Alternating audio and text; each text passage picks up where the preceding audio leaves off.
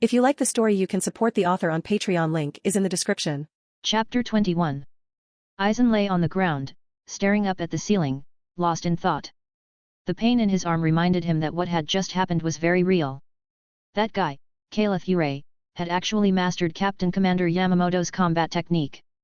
Aizen had spent countless attempts before he'd discovered how to use this move by sheer chance. But Kaelith had managed it with ease, achieving the same result effortlessly. For the first time in his life, Aizen started to doubt something. Could it be that he wasn't as gifted as he thought? While he was reflecting on life, Kaelith approached him, fussing over him as he helped Aizen to his feet. "Oh, Sōsuke, are you all right? Look at the mess this made. I thought you had a solid defense, so I didn't expect a single punch to send you flying." Aizen. If only Kaelith's face showed a bit less of a grin while saying this, Aizen might have pretended to believe him. "Kaelith, that punch, did you just learn it?" Aizen couldn't help but ask. Kaelith nodded, saying, "I swear on the Captain Commander's arm, I just learned it." Aizen pressed his lips together. Though the oath was unusual, he knew Kaelith wouldn't lie about such things. These past few days, Kaelith had helped him in so many ways that Aizen felt he ought to find a way to repay him. Originally, he thought he could research some useful techniques to improve his own strength and then pass them on to Kaelith. But now, it seemed Kaelith's comprehension was just as sharp as his own. Techniques that took Aizen a long time to master, Kaelith could probably figure out on his own. After some thought, Aizen decided that the best way to repay Kaelith might be through his current research. He made up his mind to speed up the experiments he'd been working on, including a few difficult ones he had initially postponed. Noticing Aizen's distraction, Kaelith patted him on the shoulder. "Sōsuke, are you really all right? I'll live." Aizen echoed Kaelith's earlier words in response. Kaelith grinned, then urged, "Check yourself over again, just in case there's any internal injury." Despite thinking it unnecessary, Aizen did as Kaelith asked, circulating his spirit pressure throughout his body to make sure. "Don't worry," he replied after a moment, "I've checked. There's nothing wrong." Only then did Kaelith nod in satisfaction. Watching Kaelith's expression, Aizen frowned slightly. It felt like this guy was plotting something again. He'd need to be on guard around him for the next little while. After leaving the dojo, Kaelith found Kinoshita. Kinoshita wasn't surprised to see Kaelith and led him to sit down in the teacher's quarters. Once settled, Kinoshita began, "A branch of the lower-ranking nobility affiliated with the Kokaki family was attacked today." He continued, "Their main duty is to ensure Shun Kokaki's safety at the academy. Since these people were targeted, it means someone set their sights on Shun. For his protection, the Kokaki family has sent people to take him away. Kaelith, you should be cautious too. Most of the students here know about your close relationship with the Kokaki family, so those targeting the Kuchikis might turn their attention to you." Kaelith furrowed his brow at these words. A few seconds later, he snapped his fingers. "I have an idea." "Hey!" Kinoshita was taken aback, not even sure what Kaelith was plotting. With a smirk, Kaelith said, "Starting tomorrow, I'll spread a rumor that Shun Kokaki is being protected by the homeroom teacher. That way, no one will come after me. T/N smart." Kinoshita. If he could beat Kaelith, he'd have broken this rascal's leg right there. Leaving the teacher's quarters, Kaelith closed one eye and activated the tracking kit he had placed on Aizen. Back at the dojo, when he had rushed over to help Aizen, he'd discreetly cast this kit on him. Later, when he'd asked Aizen to check his body, it was to test whether he could detect the kid. Fortunately, Yuruki's expertise had been reliable. Even with a kid directly applied, Aizen hadn't noticed. Admiring this feat, Kaelith made a mental note to regularly check himself for any hidden tricks others might have placed on him. In his view, Aizen's signal appeared as a small dot, stationary in the student dorms. Returning to check, he confirmed that it was indeed Aizen, sound asleep in bed, no kid doubles or anything of the sort. The next day, it was the same. By the third day, Kaelith was starting to feel a bit anxious about his daily tracking. With Aizen's constantly evolving abilities and sharp instincts, would he really not notice being tagged with a tracking kit every day? Luckily, that night, Aizen finally made a move. Around 1 in the morning, Aizen slipped out of bed, looking like he was off to use the restroom. After ensuring his roommates were asleep, he donned a simple linen cloak and left the dorm. It was a full 15 minutes after Aizen had departed that Kaelith got up. He retrieved a black cloak from under his mattress and threw it on. This cloak, borrowed from Yurei, was a piece of Tenchi armor that concealed most of his spirit pressure. With Yurei's methods for hiding presence and the techniques learned from Aizen to suppress his spirit pressure, Kaelith was nearly undetectable. Scaling the dorm walls, Kaelith focused, and a map appeared in his vision. A small light marked Aizen's position, moving toward the outer regions of Rukanga. Kaelith felt like a detective on a mission. If only he had a solar-powered skateboard. T/N. Anyone caught that reference? He followed Aizen's trail all the way to a small hill on the outskirts of South Rukanga. From a distance, he could sense the powerful clash of spirit pressures. Kaelith's eyes widened in surprise. Shinigami were fighting nearby, and there were a lot of them. Keeping his presence hidden, he approached cautiously. On the hill, dozens of Shinigami had split into two factions, locked in fierce combat. The leaders of both groups had the strength of senior seated officers. Kaelith quickly deduced that this was a battle between Gotei 13 Shinigami and rebel forces. And then, he spotted Aizen. Dressed in linen, Aizen stood quietly in the shadows of a large tree, watching the skirmish unfold. When the fight descended into chaos, he stepped forward, suddenly appearing on the battlefield. With a swift swing of his blade, he struck down a rebel before they even had time to react. Watching this, Kaelith couldn't help but raise a brow. Aizen sneaking out night after night, was he really doing it to help the Gotei 13 fight off rebels? That was unexpectedly heroic. Chapter 22. Who's there? Seeing Aizen suddenly appear on the battlefield, a few Shinigami cried out in alarm. Those present were all warriors from the Gotei 13. While not all of them were seated officers, they possessed skills worthy of the title. Yet, this man had just appeared and instantly struck one of them down. What kind of power was this? Defensive formation.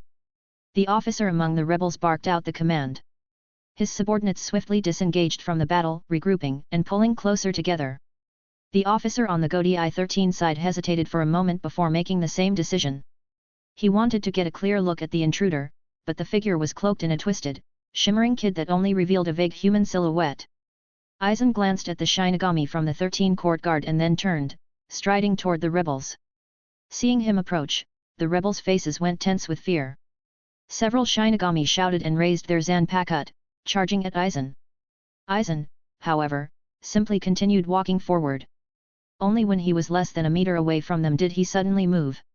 Under the astonished gazes of everyone present, Aizen's form flickered, and in the next second, he was already standing behind them. He leaned slightly forward, his blade raised at an angle behind him. As Aizen slowly straightened up, the Shinigami behind him staggered as if they were puppets whose strings had been cut, blood spraying from their bodies as they collapsed to the ground. Witnessing this scene, the rebels looked as if they'd seen a ghost. The officer leading the rebels twitched, then roared and leaped into the air. Clang! He drew his Zanpakuto from his waist. Restrain him, Iron Fork! In midair, the Zanpakuto in the officer's hands glowed with a bright light, extending outward. As the light faded, his blade transformed into a long-handled weapon. The spearhead was shaped like a U-shaped metal frame, resembling the enforcement forks used by patrolmen. The officer gripped the long fork with both hands, bearing a fierce grin. I don't know who you are, but with Iron Fork in one-on-one combat, no matter how strong you are, you're going down. Get on the ground, now. With that, he pressed the long fork toward Aizen. Seeing this, the rebel Shinigami's faces lit up with excitement. As expected of Koichi Hisamai, he is comparable to a fourth seat. Iron Fork is unbeatable. Let's show this guy what real strength is. As the rebels shouted encouragement, Aizen raised his head slightly, watching the rebel rush toward him. Then, with a casual wave of his blade upward. Bang! A loud collision rang out. Koichi Hisamai, who had been charging downwards, was knocked back, flying backward like a broken kite before landing on the ground with a heavy thud, twitching briefly before falling silent. Rebels! Gotei 13 members! Looking at Koichi Hisamai lying on the ground, the rebels paused in confusion, then came to the same conclusion. Dozens of them turned to flee. But before they could take a step, a strange glow began to emanate from Aizen.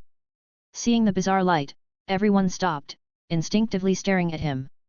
Under their watchful eyes, Aizen seemed to chuckle softly. Then, he raised his blade slowly, reversing his grip with the tip pointing downward, in a pose similar to the activation of Senbonzakura's Bankai. What the? Kaelith Yurei felt a sudden jolt of realization and gasped. Without hesitation, he shut his eyes tightly, turned around, and dropped to the ground, covering his head with his arms as if terrified of seeing something forbidden. At the same time, Aizen's calm voice resonated. Shatter, Kyoka Suijutsu. T/N This sword is OP. The sound of shattering glass seemed to echo in the air. Then, silence fell, as if nothing had happened. The rebels looked at Aizen in shock, then turned to their nearby allies. What they saw nearly scared them to death. To their horror, they realized that their comrades had somehow all turned into their enemies. Without a moment's thought, they instinctively drew their Zanpakuto and swung at the people beside them. Once again, the sounds of battle echoed across the battlefield. Aizen walked among them, occasionally flicking his sword to finish off those caught in the fiercest exchanges. In less than 2 minutes, every rebel lay sprawled on the ground. Seeing the surreal scene before them, the Shinigami of the Gotei 13 felt their knees go weak. The officer leading the 13 court guard widened his eyes in fear, staring at Aizen, whose form was still cloaked in an eerie glow, afraid that he might do the same to them. Aizen looked at them as well. By his logic, he should eliminate these Shinigami as well, just in case. But just now, he thought he heard Kaelith's voice. Though his spirit pressure sweep detected no one, after a moment's thought, he decided against killing them. They hadn't seen his face, nor would they understand the ability he'd used.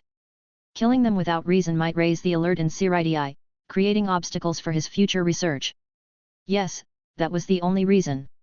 Perfectly rational, entirely in line with his usual principles. With a flick of Kyoka Suijutsu, Aizen shook off the blood from the blade and sheathed it. He surveyed the area, then vanished from the spot. It was only a while after Aizen left that Kaelith Yurei opened his eyes. Using Tracking Kid, he saw that Aizen had moved to a desolate mountain near Rukonga's 60th district. Under normal circumstances, he would have followed to see what was happening. But today, he had absolutely no desire to do so. Aizen had silently learned how to activate his Zanpakuto's initial release. This guy was intense. Kaelith almost cried. He made up his mind, until he found a way to counter Kyoka Suijutsu, he wouldn't even think of tailing Aizen. Standing up and brushing off the dust from when he had dropped to the ground, Kaelith quickly regained his cool, letting go of his earlier awkwardness. On his way back to his quarters, he suddenly realized something. Damn it, he had always hoped the system would sync Kyoka Suijutsu's abilities to him when Aizen unlocked his Shikai. But in the end, it didn't happen. Useless system. Chapter 23. Aizen, you go on ahead. I'll be right behind. Aizen, am I blocking your view of the blackboard? If so, just let me know, don't hesitate. Aizen, you go get your food first, I'll wait until you're done. Aizen. Standing by the cafeteria window, Kaelith Yurei wore a serene smile, practically radiating a holy light. Aizen couldn't help but furrow his brows. He was used to Kaelith's eccentric behavior, but this was taking it a bit far. After a moment's thought, he spoke up, Kaelith, if you need something from me, just say it. Kaelith laughed. What are you talking about? Do I look like the kind of person who only acts nice when I need a favor? You do.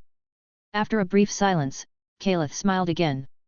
So, Aizen, would you say we're friends? Aizen looked at him with a hint of confusion, then nodded. He held himself in high regard and rarely acknowledged others as friends. Although Kaelith often gave him headaches, he did consider him a friend. Even as a joke, he wouldn't deny that. Seeing Aizen nod, Kaelith looked touched. That's great. Since we're friends, Aizen, there's something I'd like you to promise me.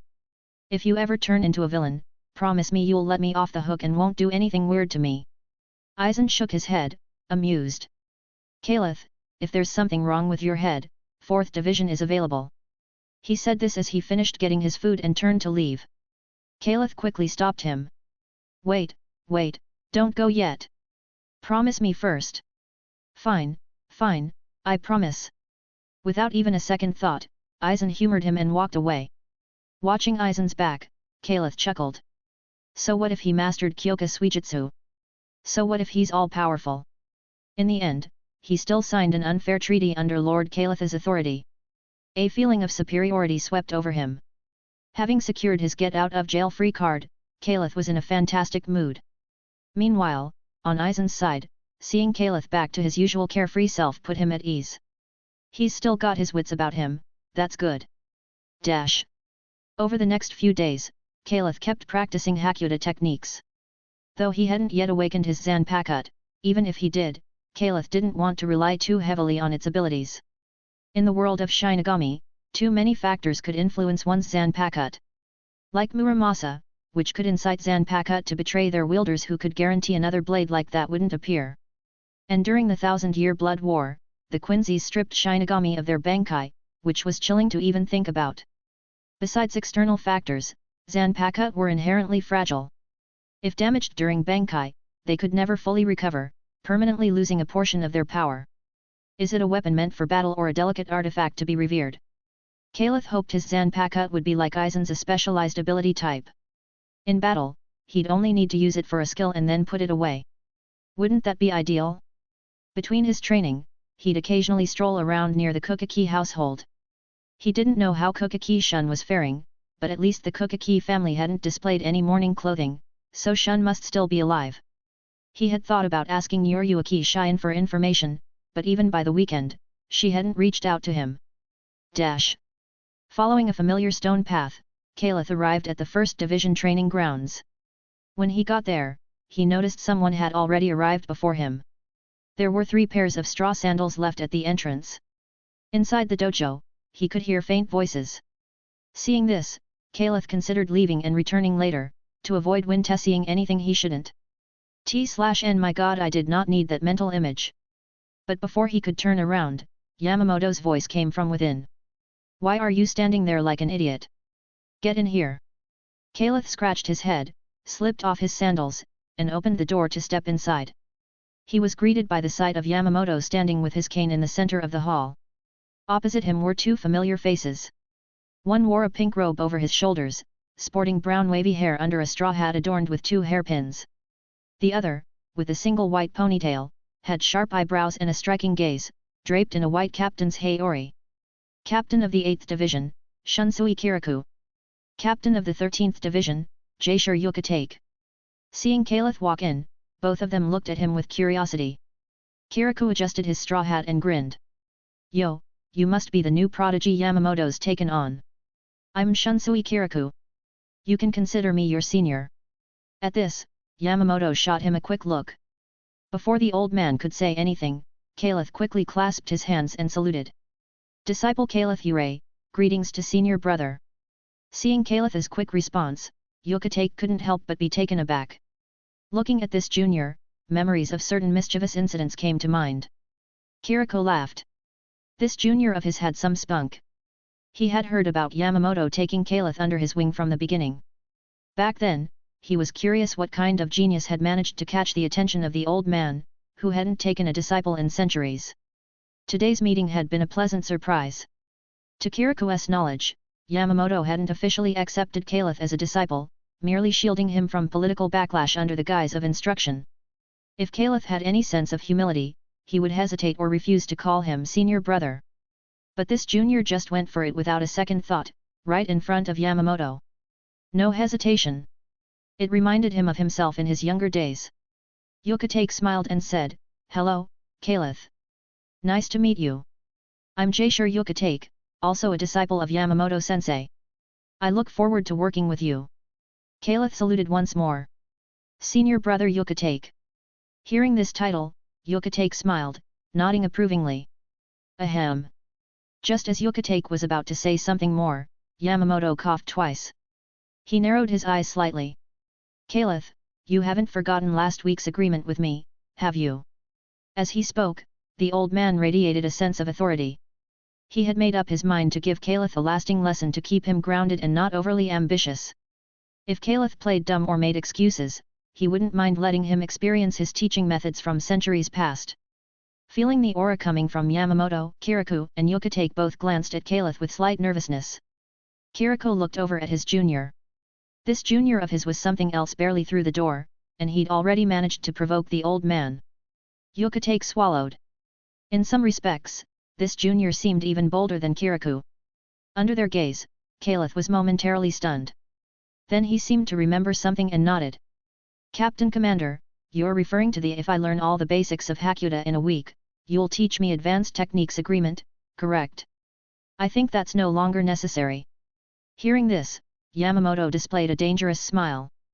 Yokotake and Kirikou both widened their eyes in surprise. Chapter 24. Upon hearing Kaelith Yurei's words, Jaishur Yokotake and Shunsui Kirakou exchanged astonished glances. In a week, mastering the basics of old man Yamamoto's Hakuta. Their young junior was bold, wasn't he? To boast such a claim? Both had been through their student days and quickly pieced together the situation. This talented junior had likely always picked things up quickly, building a strong confidence. Now, having just learned the basics of Yamamoto's Hakuta, he was eager to jump to advanced techniques. Yamamoto, however, seemed ready to teach him a lesson about rushing ahead. Understanding this, they shared a knowing smile. They'd been through the same trials once. Yamamoto let out a low chuckle. What's wrong? Having second thoughts? It's too late to back out now. I warned you, didn't I? If you can't master the basics within a week, I'll have you training beneath the waterfall. In South Rukonga District 16, there's a good one. For this week, don't bother going back to the academy. Reflect under that waterfall instead. Guards. At his command, several members of the Onmitsukid appeared, kneeling and awaiting orders. Yamamoto was about to order them to escort Kaelith to the waterfall when Kaelith quickly spoke up. Wait, Captain Commander. Anything else to say? Yamamoto shot him a sidelong glance. Kaelith raised his hand, resolute. I've already mastered it. Yamamoto's eyes narrowed in doubt. He'd already mastered it. He didn't believe it. The Hakuta basics he'd developed were far more intense than those taught at the Shin'ō Academy. Yamamoto had considered promoting his training method but quickly found that students lacking in talent risked injuring themselves. Even Kaelith's natural aptitude made mastering it within a week seem unrealistic. Besides, Yamamoto knew Kaelith's personality. If he had truly mastered it, he would have come bragging, asking for the advanced techniques. How could this little brat pass up such an opportunity? What exactly have you mastered? I've mastered the upper-level techniques with one hand. Kaelith raised a clenched fist to Yamamoto. Yamamoto. Before he could process this, Kaelith continued, so, Captain Commander, why not skip the first step and teach me the two-handed techniques already? Yamamoto. Seeing Kaelith's serious expression, Yamamoto looked as if he were questioning his own sanity. Nearby, Shunsui couldn't help but glance at Yokotake. Wait, did I hear that right? Our junior here went from zero to mastering Ikotsu of old man Yama's Hakuta in a week. Yokotake blinked, equally astonished. Yamamoto frowned, staring at Kaelith. After a few seconds, he gestured for Kaelith to attack. After days of practice, Kaelith had thoroughly mastered Ikotsu. He took a deep breath, lunged forward, and punched at Yamamoto. Bam! Yamamoto raised an arm to block, and a shockwave of energy burst out. Feeling the explosive force against his arm, Yamamoto couldn't help but think, what in the world, this kid actually learned it. He had only provided Kaelith with the basics, without teaching any specific techniques. This kid had figured out the technique for Ikotsu's force generation all on his own. He had always thought his two students, Shunsui and Yokotake, were prodigies. But compared to Kaelith, they were mere amateurs. For a moment, Yamamoto was stunned, then thrilled, then serious. Kaelith stared at his fist. From that punch, he seemed to sense something, a potential synergy between his fist and his spirit pressure. If the two could synchronize completely, his power might double again. While he pondered, Yamamoto's voice broke through his thoughts. Kaelith Yurei. Kaelith looked up at Yamamoto. Captain Commander, I just had an idea. If we could synchronize spirit pressure. Kaelith, would you consider becoming my disciple? Kaelith froze, his expression stunned. Shunsui's eyes lit up from where he stood behind Yamamoto, motioning urgently for Kaelith to accept. Kaelith quickly recovered and stood at attention under Yamamoto's gaze. Student Kaelith Yurei greets his teacher. Having witnessed Yamamoto's remarkable abilities, he was no longer reluctant about becoming his disciple. This old man was a boundless well of knowledge. Yamamoto nodded in satisfaction. Initially, he had Kaelith study with him mainly to shield him from the noble's interference. But now, he was genuinely impressed. If properly guided, this young man had unlimited potential. Letting him grow unchecked would be a waste. Now, officially accepting him as a disciple fulfilled one of Yamamoto's long-standing wishes. Watching this, Gotei smiled, then hurried out of the dojo toward Yamamoto's quarters. Shortly after, he returned with a scroll and some ink. "Sensei Yamamoto, I brought the roster. Let's officially add Kaelith to our school today." Yamamoto nodded. After a brief initiation, he took up a brush and inscribed Kaelith's name with a powerful hand. With this, Kaelith Yurei became an official disciple of Genrisai Ishigakuni Yamamoto. Kaelith wanted to take the opportunity to ask Yamamoto about his new technique. But Yamamoto closed the scroll, saying he had other matters to attend to and would answer his questions next time. Then he dismissed all three of them. Walking down the first division corridor, Kaelith clicked his tongue. Why does it feel like being an official disciple is worse than before? Shunsui chuckled. Don't worry, Kaelith. Old man Yama's unreliability is something you'll experience plenty of in the future. Gotei shot him a disapproving look. Don't listen to Shunsui, Kaelith. Looking around to ensure no one was nearby, Gotei lowered his voice. A few days ago, there was a skirmish in the South Rukanga. A group of rebels attacked a Gotei 13 patrol squad. Initially, the patrol was overwhelmed, but an unknown Shinigami intervened. One of the rebels even tried to resist with a shikai but was swiftly defeated. Afterward, Sensei Yamamoto sent people to investigate.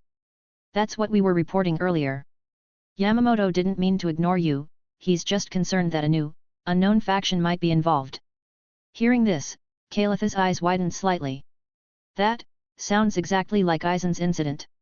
Did that troublemaker already catch Yamamoto's attention? Chapter 25. Kaelith Yurei blinked as he looked at Gotei. To be able to easily suppress a Shikai-level Shinigami. That's amazing. Brother Gotei, did you manage to figure out who that person was? Gotei shook his head. The individual is quite skilled at hiding. When they acted, they kept a layer of specialized Kido around themselves. The witnesses couldn't even make out their appearance or height. Even when members of the stealth force went to the scene, they couldn't find any lingering traces of spirit pressure. This person must be a veteran, someone well trained in concealment. Hearing this, Kaelith felt a sense of admiration in his heart.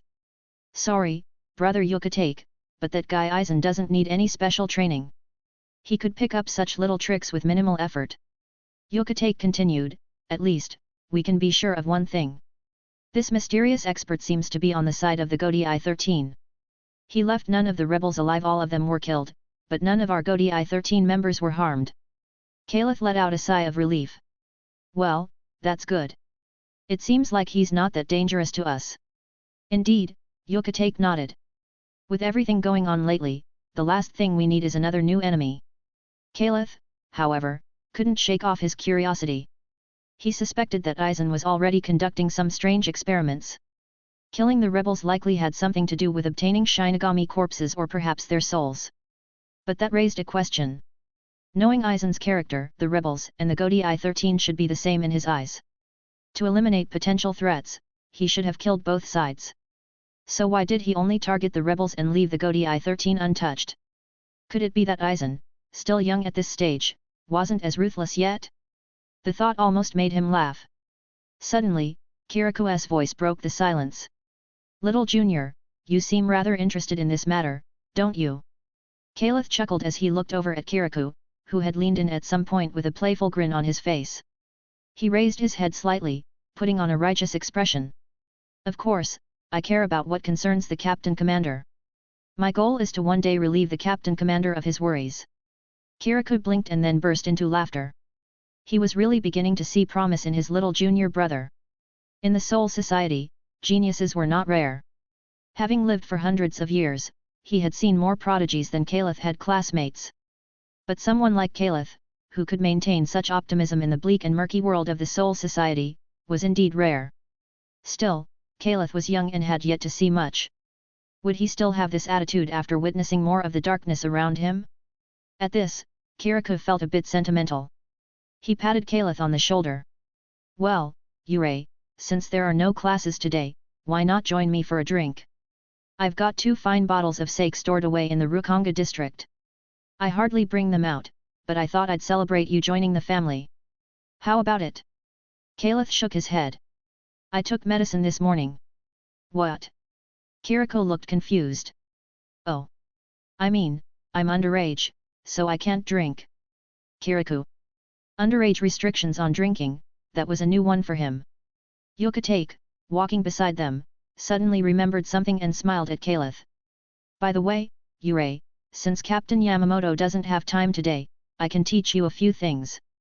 We can't have you coming all this way for nothing. Kaelith paused, looking moved. Uncle Kiriko, see? That's what a proper senior brother should be like. Are you stripping me of my senior brother title? Kiriko's mouth dropped open. As soon as the topic of training came up, Kiriko and Yokotake perked up. The three found a quiet spot and stopped. Yurei, tell me what you've learned recently, and I'll think of what to teach you next. Kaelith thought for a moment and replied. The first week, I was taught the basics of controlling spirit pressure. The second week, I learned Hakuta techniques. This week, I was supposed to learn advanced Ikkotsu techniques, but I got ditched. How about it, brother Yokotake? Teach me the double-handed Ikkotsu. Yokotake froze at the suggestion. The double-handed Ikkotsu. He figured Kaelith meant Captain Yamamoto's Skotsu. He had indeed learned this move long ago, but due to his frail health, he hadn't used it since. Teaching it now might do more harm than good. With this in mind, he glanced over at Kiriko, only to find him sweating as well. Kiriko leaned over and whispered, to be honest, I didn't fully learn it back then. I just pretended to pass to fool old man Yamamoto. T/Nha is slacker, just like me. Yokotake. If it wasn't the wrong moment, he would have dragged him to Yamamoto for a good scolding. Scratching his head awkwardly, he said to Kaelith. Yurei, let's leave that move for Captain Yamamoto to teach you directly. After all, he created it. Only he understands the finer points. Kaelith nodded. After a moment's thought, he turned to Yokotake. I'd like to learn a defensive technique, preferably one that activates passively. Yokotake blinked. He hadn't expected Kaelith to make such a practical request. Most young people at his age wanted to learn powerful, flashy techniques. No wonder Captain Yamamoto valued him so highly. This junior brother was indeed cautious. After a few seconds of thought, he snapped his fingers. Ah, I've got it.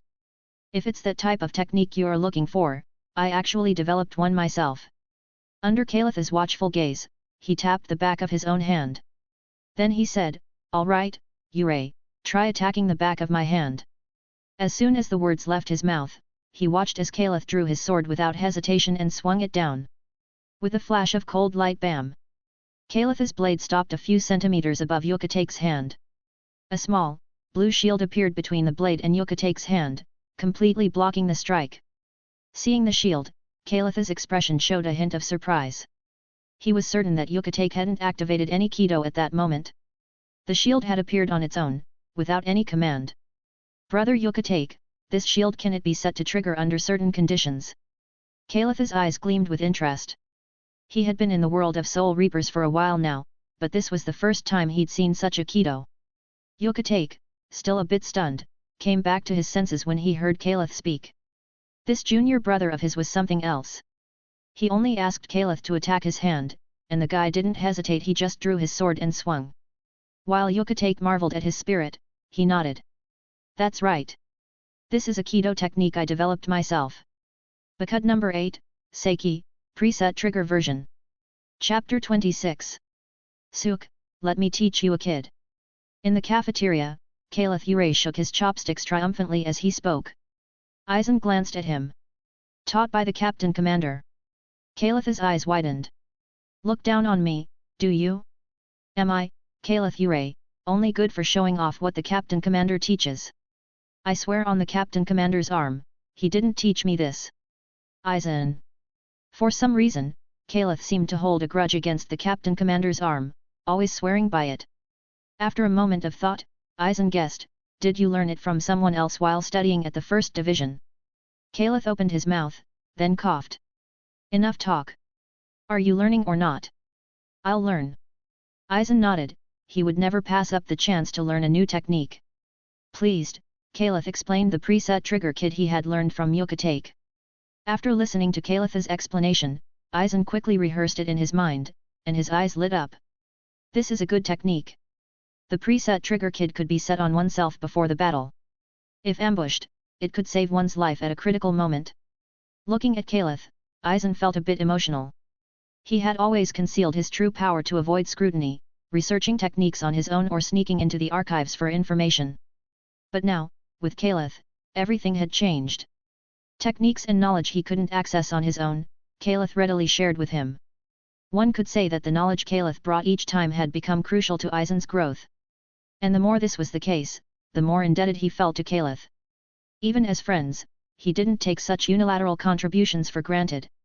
He needed to produce research results soon, something that would elevate Kaelith to a new level and repay part of this favor. Imagining Kaelith's grateful admiration, Aizen smirked. The afternoon class was a lecture on various types of hollows. The curriculum at the Spiritual Arts Academy wasn't consistent every day. For today, after 2 hours of lecture, the rest of the time was open for independent training or practice. As Kaelith packed up, he asked, "Suk, want to go to Rukonga for fun?" Aizen shook his head. "I'm going to the calligraphy class. Maybe next time." Calligraphy class? Kaelith looked puzzled, he hadn't heard about this before. Aizen nodded. It just started recently, a sort of hobby class. With that, he picked up a bag and walked out of the classroom. After a moment, Kaelith decided to follow. Seeing Kaelith beside him, Aizen raised an eyebrow. "What are you doing here?" "Checking out Japanese calligraphy." "Are you interested in calligraphy?" "Not at all." Aizen looked puzzled. "Not interested, yet joining in?" Shrugging off the oddity, the two arrived at the calligraphy classroom, where many students were already seated. "Who's teaching this hobby class?" "Sensei Yamazaki from Class 3, Aizen replied, pulling out paper and a brush. "Not exactly a master, but there's still something to learn." Kaelith chuckled, Aizen's arrogance was always amusing. Just as he was about to respond, a figure entered the room, and Kaelith couldn't help but exclaim. Many students instinctively gasped, even Aizen showed a hint of surprise. It wasn't Sensei Yamazaki who walked in, but a young-looking man with white hair tied back in a ponytail. "Captain Gotei. Captain Gotei of the 13th Division." With a calm smile, Gotei approached the podium and introduced himself. The students quickly understood, Gotei was also the vice president of the Shin'ō Calligraphy Association. Hearing about the Academy's new calligraphy class, he had volunteered to teach a session. Naturally, the school welcomed him eagerly. As he introduced himself, Gotei noticed Kaelith at the back of the classroom and gave him a subtle wink before returning to the lesson. Listening to Gotei's lecture, Kaelith's expression turned thoughtful. Japanese calligraphy, unlike swordsmanship, had only a few well-known styles, mostly promoted by monks. Their names were full of traditional flair and mystique. Gotei demonstrated several fonts, writing a few characters for the students to observe, then invited them to try. He stepped down from the podium, checking students' work. Here he offered pointers, there he nodded, and elsewhere his expression turned mildly pained. When he reached Kaelith, he smiled and pulled up a chair. "Good afternoon, Kaelith. I was thinking of inviting you, but it seems you've already come." As he spoke, he noticed Aizen's work nearby and looked on with interest. Watching Aizen's brush strokes, Gotei's eyes showed a bit of surprise. This student is remarkable so young, yet he's already developed a certain godliness in his strokes. Many who practice for years never reach this stage. Aizen finished his work and gave a respectful bow to Gotei. Kaelith leaned over to take a look. Aizen had written a 3-line ancient poem, but the archaic style left Kaelith slightly lost. Still, he nodded. "Indeed, it's quite good." Aizen gave him a skeptical look. "Do you actually understand calligraphy?" Kaelith was well known to him, he never used a brush for notes, always opting for his self-made hard pen. To say he understood calligraphy would be generous, his handwriting, while legible, was only distinctive for its speed. He could write 10 times faster than other students. Hearing this, Kaelith straightened up with a smirk. "Suk, if you put it that way, I can't let it slide." Under Aizen's watchful gaze, Kaelith picked up a brush, setting a sheet of paper in place with a paperweight. As he lifted the brush, Aizen noticed a shift in Kaelith's demeanor and intense focus unlike his usual self. Kaelith gazed at the blank page for several moments. Then, with a sudden surge of energy, he began writing in one fluid motion. "The wonderful law of the lotus flower." The Secret Treasure of All Buddhas. Chapter 27. Under the surprised gaze of Aizen and Gotei, Kaelith Yurei focused intently, his brush strokes steady and composed. In a short time, dozens of characters filled an entire page. Only after he had filled the entire sheet did Kaelith finally stop, examining his work with a somewhat dissatisfied expression. "It's been too long since I practiced. I'm a bit rusty," he muttered. Aizen, however, didn't pay attention to Kaelith's self-critique. At that moment, he was utterly astonished. Kaelith's calligraphy was entirely in Chinese characters, no hiragana or katakana in sight. While he didn't fully understand the content, he could tell that Kaelith's work surpassed that of any calligraphy master he had encountered. Had he not seen it with his own eyes, he wouldn't have believed that such remarkable calligraphy could come from Kaelith. "Kaelith, is this the calligraphy style from your homeland?" Aizen couldn't help but ask curiously. Kaelith looked at him strangely. "Aren't you a calligraphy enthusiast? Haven't you seen beginner Yan-style works, like the Duobao Pagoda stele?" Instinctively, Aizen glanced at Gotei, but Gotei seemed just as bewildered. Seeing their reactions, Kaelith suddenly realized. The world of the Soul Reapers, although similar to Earth, wasn't actually the same. The historical evolution of this world might be completely different from the one he knew. Realizing this, Kaelith felt a pang of complexity. Before crossing into this world, his elders had demanded he study calligraphy as a child. Practicing Yan, Ou, Lu, Zhao styles, along with various other calligraphy collections and exams, had been a childhood nightmare. Now, upon discovering that the world he was in might lack these traditions, he felt a bit of loss. Suddenly, he felt a light hand on his shoulder. Looking up, he saw Gotei gazing at him with a concerned expression. "Kaelith, are you all right?" Kaelith blinked. Seeing him like this, Aizen thought for a moment and said, "In calligraphy, you are far superior to me." He wasn't sure why Kaelith seemed down, but from what he knew about him, a bit of praise always worked in moments like these. As expected, Kaelith chuckled at Aizen's words. "Of course. You have no idea how talented I am." In the past, Aizen might have taken it as a joke, but lately, Kaelith had surprised him time and time again. Perhaps this guy truly possessed a hidden depth that he seldom showed. At this thought, Aizen's expression twitched slightly.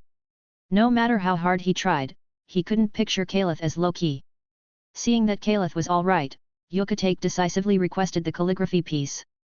Kaelith didn't mind after all, he hadn't put much effort into it, nowhere near the level he would have submitted for a prestigious calligraphy award. Seeing Aizen remain silent, Kaelith gave a sly grin. "What's wrong, Suk? Are you so awestruck by my strength that you are left speechless?" He expected a rebuttal, but Aizen, with a complex expression, was silent for a few seconds before actually nodding. "Yes, indeed. I am quite shocked." Previously, Kaelith's spiritual pressure, talent and learning capabilities had already reshaped Aizen's understanding, but today's display had an even greater impact. Under Kaelith's surprised gaze, Aizen seemed to reach a decision. He set down his brush and bowed to Kaelith. "Kaelith, in my free time, please teach me the art of calligraphy." Kaelith blinked, feeling as though the situation was surreal. He had flaunted his strength countless times in front of Aizen, with little effect. But now, a casual display seemed to trigger such a reaction. He'd won, but it somehow felt like a loss. In the following days, Kaelith saw firsthand the fervor around his calligraphy. Kinoshita came to his dormitory, full of excitement. The normally strict teacher disregarded all decorum, clasping Kaelith's hands and begging for a piece of calligraphy. Sanashuk Yamada even set aside his medical studies to request a piece as well. The next afternoon, Shunsui Kirikou sneaked into the school, asking Kaelith to write something for him. Even Anohanaretsu invited him to a private tea gathering, requesting a piece to add to the 4th Division's collection. As Kaelith wandered through the streets of the Siraidai, he fell into deep thought. These soul reapers neglecting swordsmanship in favor of these refined pursuits. No wonder, when the 1000-year blood war came, the Quincy's overpowered them. They were falling into decadence. Thankfully, unlike these superficial folks, Captain Commander Yamamoto still maintained a sense of discipline. Even though Kaelith's calligraphy had gained popularity in the Siraidai, Yamamoto had never mentioned it. "Apologies, Captain Commander, I'm late." Kaelith opened the door to the 1st Division's dojo to see Yamamoto standing in the center, his back turned. "Apologies, Captain Commander. I was up late practicing swordsmanship. In truth, he hadn't been practicing at all. Last night, Aizen had once again slipped away in the middle of the night. Curious about his destination, Kaelith spent most of the night tracking Aizen with Kido, following him to what he believed was Aizen's hideout in Rukonga's 74th district. From what he could tell, Aizen's base was in the desolate 70-80th districts, places devoid of life where only starvation lingered. It was no surprise he chose such a location. After spying the whole night, he had barely slept when Yamamoto summoned him for class, resulting in his slight tardiness. Yamamoto merely nodded, showing no sign of displeasure. Kaelith, however, noticed a table set up in the dojo. A bad feeling crept over him. Sure enough, under his skeptical gaze, Yamamoto turned around. I heard you've been studying calligraphy for a long time. Before class, let me evaluate your skills. I've prepared the brush and paper, he added with a slight cough. Kaelith was speechless. Retracting his earlier thoughts, Kaelith realized the Seirai was beyond saving. With Yamamoto's watchful gaze, Kaelith picked up the brush and began to write. The human condition, bound by moments. What he wrote was an excerpt from the preface to the poems collected from the Orchid Pavilion, famed as the world's finest cursive script. He only wrote a reflective passage, omitting the introductory narrative. That way, even if Yamamoto could read Chinese, he wouldn't notice anything unusual. Since he had written it countless times, his hand moved almost on its own, creating each stroke without conscious effort. The sooner he finished, the sooner they could start training. Yamamoto's expression shifted from surprise to delight as he observed Kaelith's writing. He hadn't expected his unusual student to possess such skill. Simply watching the strokes filled him with a rare excitement. Seirai had been rife with troubling events in recent years, and it had been a long time since he'd felt this uplifted. Seeing Yamamoto's reaction, Kaelith paused, surprised, as he began to take his writing more seriously. Chapter 28. Noticing a change in Kaelith Yurei, Captain Commander Yamamoto squinted slightly, casting a curious glance his way. Seeing the serious expression in Kaelith's eyes, Yamamoto looked momentarily puzzled. Then, as if realizing something, he smirked faintly. This kid, like Shunsui, could be quite a handful, yet he had a good heart. Once Kaelith finished writing, Yamamoto picked up the paper and glanced over it. Not bad at all.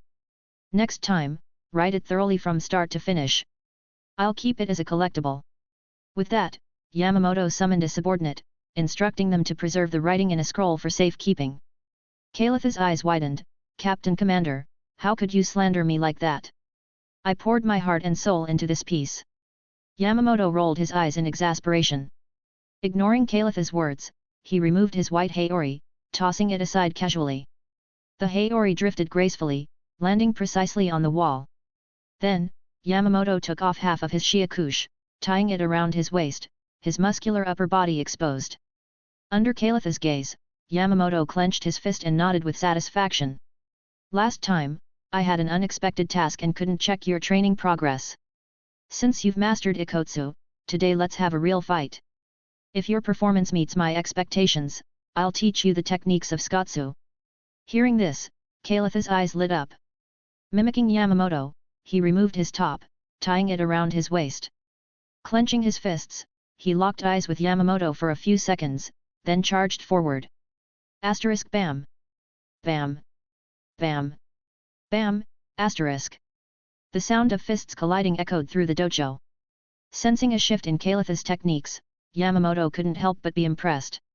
The last time Kaelith used Ikotsu, his skills were still at a beginner level. While the basics were in place, there were quite a few errors in the details. Initially, Yamamoto had planned to use those mistakes as the basis for today's lesson. Yet, within a single week, Kaelith's Ikotsu had become far more refined. The obvious mistakes had all been corrected, with only a few subtle points left to improve. Yamamoto hadn't taught him the techniques of Ikotsu, Kaelith had mastered them all on his own. Though Yamamoto had witnessed Kaelith's remarkable talent more than once, he still felt a sense of disbelief. If given enough time to grow, this kid might very well inherit the title of strongest Shinigami within the next 3 centuries. With that thought, Yamamoto couldn't help but look forward to it. After assessing Kaelith's strength, Yamamoto casually punched him into the floor. As Kaelith struggled to free his head from the ground, Yamamoto put his top back on. Not bad. Just barely satisfactory. Yamamoto crossed his arms and pointed out each of the mistakes he had noticed in Kaelith's technique. Sitting beside the dent he had made, Kaelith took out a small notebook and jotted down everything Yamamoto said. Seeing Kaelith attentively taking notes, Yamamoto looked pleased. Despite his usual carefree attitude, Kaelith was serious when it came to learning. With such dedication combined with natural talent, it was no wonder he was advancing so quickly. If Yamamoto knew that Kaelith was only paying attention to relay the training notes to Aizen for practice, he'd probably faint from frustration. Once Kaelith finished, Yamamoto slowly began to teach him the techniques of Skotsu. Though Skotsu appeared to be just an extra punch compared to Ikkotsu, the difficulty level increased substantially. Its power also grew exponentially. So far, only Yamamoto and Jaishur Yukatake had fully mastered this technique. However, despite Yukate's exceptional talent and dedication, his frail health was a limitation. Skotsu required great physical strength, and Yukate's body could barely withstand even a single punch without causing him to cough up blood. It had been a regret for Yamamoto that his student couldn't fully utilize this skill. Now, with Kaelith, that regret seemed to have a solution. During their midday break, Kaelith's eyes gleamed as he moved closer to Yamamoto. "Hey, Captain Commander! Recently, I heard from Uncle Shunsui that there's a powerful Shinigami causing a stir in Rukanga. Apparently, this guy's strength is so formidable that not even seated officers with Shikai can match him. After all this investigation, have you found out who he is?" Yamamoto glanced at him. "Why, interested?" Kaelith chuckled, "Not exactly interested, it's just that our academy is near Rukanga, and it's better to be prepared if I run into him." Hearing this, Yamamoto lifted his teacup and took a light sip. A few seconds later, he spoke, "Though his identity hasn't been confirmed, we're close." Kaelith blinked in surprise. Yamamoto set down his cup. "This Shinigami didn't just appear recently. Over 3 months ago, I received reports about him. Initially, he acted cautiously, eliminating anyone who saw him, regardless of affiliation. As a result, tracing his identity has been challenging. At the time, the Gotei 13 was focused on the rebellion, so we didn't pursue it further. However, recently, he's only been targeting rebels, sparing members of the Gotei 13. Thanks to this change, my people have managed to gather some clues. If he makes another move, I'll know who he is." With that, Yamamoto took another sip, the warmth of the tea seeming to ease his wrinkles. This kind of information wouldn't typically be shared with just anyone. But Kaelith was different. From the moment he accepted him as a disciple, Yamamoto had decided to train him as a successor. Even if Kaelith hadn't asked, he would eventually tell him these things. Nodding as though listening to a story, Kaelith felt a surge of emotion. Good thing he had the foresight to ask Yamamoto. He'd better find a way to warn Sōsuke to keep a low profile. Chapter 29. After a full day of training, Kaelith Yurei stepped out of the 1st Division's main gate. He had spent the entire afternoon practicing Ikkotsu, and now all he wanted was to get back to his dorm, take a shower, and get some much-needed rest. However, he hadn't walked far before he sensed someone approaching. Turning around, he saw a familiar figure. "Hey! Finally done? I've been waiting quite a while." A young girl with short purple hair flashed a bright smile at Kaelith. It was none other than Yurei Shion, someone he hadn't seen in some time. Seeing her, Kaelith asked, "Where have you been these past few days?" "Where else? Training with the Onmitsukid," she replied with a dismissive wave, wearing a slightly annoyed expression. Before Kaelith could say anything further, Yurei extended her hand and grabbed his wrist. "Enough talk, follow me!" she exclaimed. With a swift movement, Yurei used Shunpo, pulling Kaelith along as they sped through the streets of the Siraidai. In no time, they arrived in front of an old, elegant mansion. On the plaque above the gate were the characters, Shion. Seeing Yurei appear suddenly didn't seem to surprise the two Shinigami standing guard at the entrance. They both bowed their heads in respect. "Lady Yurei." "Oh, thank you for your hard work," Yurei replied with a smile and a wave. She led Kaelith inside, guiding him through the long corridors of the courtyard until they reached a room. As they entered, several attendants glanced over in surprise. This was Yurei's private study, a place off limits to all but the cleaning staff. Even those reporting to Yurei usually knelt outside the paper doors to speak. Today, however, she had brought someone in personally. More surprising still was the comfortable familiarity between them, given they were close in age. Just then, Yurei popped her head out the door, calling, "Haruna, bring out the tea that Omida Hisagi gifted last time and brew a pot for us." Hearing this, Haruna quickly nodded and set off. Omida Hisagi, besides being the lieutenant of the 2nd Division, was also known as one of the wealthiest men in the Siraidai. Even among the nobility, his tea was considered a rare treasure. That Yurei would serve this tea for a guest. Who was this young man? Inside the room, Kaelith glanced around. "What's going on? Why did you suddenly drag me here? Don't tell me you have some ulterior motive," he teased. Yurei chuckled. "Of course. Here I am, a noble lady from one of the 4 great noble houses, inviting a commoner from Rukonga to be my suitor, only to be rejected every time. Today, I had no choice but to bring you here by force." Kaelith. Was this really something a young woman should say? Seeing him at a loss for words, Yurei grinned with satisfaction. She sat down across from him on the floor, while Kaelith, yawning, lay down on his side. "I've been training all day with the Captain Commander. I'm exhausted. If you have something to say, get it over with quickly. I still need to sleep." Watching Kaelith's casual demeanor, Yurei raised an eyebrow. "Just 1 day of training, and you're like this? With stamina like that, how are you going to achieve your so-called harem dream?" Startled, Kaelith quickly sat up. Seeing his reaction, Yurei couldn't help but smile. As they spoke, an attendant entered with the freshly brewed tea and placed it in front of them. Taking a sip, Kaelith smiled in appreciation. "Not bad tea. Of course, only a handful of people in the entire Soul Society get to enjoy tea this good," Yurei replied, taking a sip herself before adopting a serious expression. "Kaelith, I need your help with something." "What is it?" Kaelith asked, looking at her in curiosity. Grinning, Yurei leaned closer and whispered, "Come with me to the 12th Division to steal something." Kaelith. Seeing she wasn't joking, he asked, "What do you want to steal?" Moving closer, Yurei whispered the details into his ear. After listening, Kaelith began to understand. The former captain of the 2nd Division, Tenjir Kairanji, had developed 2 special hot springs, one red and one white. These springs had extraordinary healing properties, capable of swiftly mending any injury. In addition to healing, the springs could cleanse spirit pressure and strengthen the body. It was, in a sense, a rebirth and renewal. Thanks to these innovations, Tenjir Kairanji had been invited to join the Royal Guard and had left the Siraidai. Before departing, Yurei had asked him to teach her the method for creating these springs. Tenjir had agreed, but he didn't give her the instructions directly. Instead, he stored the formula in the 12th Division, entrusting Captain Kiryu Hikifune to safeguard it. He said she could retrieve it once she assumed the role of captain.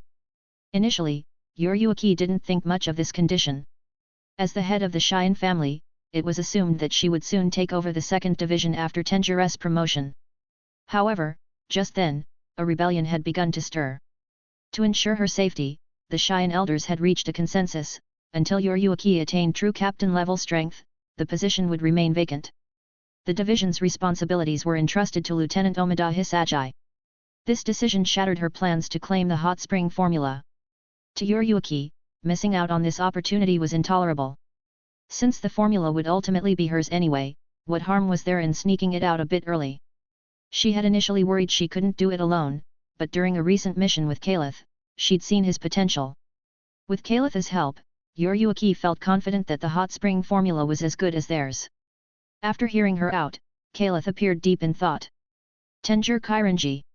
If he remembered correctly, this character appeared during the 1000-year Blood War arc. He had only read the beginning of that arc, so he wasn't entirely sure if the springs were as miraculous as Yurei claimed. But it sounded plausible enough. Seeing him pondering, Yurei thought he was hesitating and quickly persuaded him. "Hey, Kaelith, with these springs, you could recover from injuries on your own and wouldn't need to visit the 4th Division anymore." At this, Kaelith felt a flicker of interest. He was just about to agree when he suddenly remembered something. Looking at Yurei, he asked, "Yurei, I heard you have a special skill that lets you transform into a cat." Chapter 30.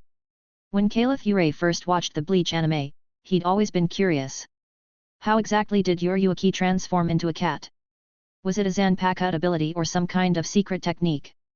Surely, it wasn't the work of some wandering wizard bringing animagus transformation spells into this world by mistake? Finally given the chance, he quickly voiced his question. If it wasn't Yuruki's Zanpakuto power and could actually be learned, he was eager to give it a try. Yuruki looked at him with a hint of surprise. You actually know about this? Sometimes I wonder if you're truly from Rukanga. Transforming into a cat is indeed a secret technique of the Shin'ō family. But learning this ability is no simple task.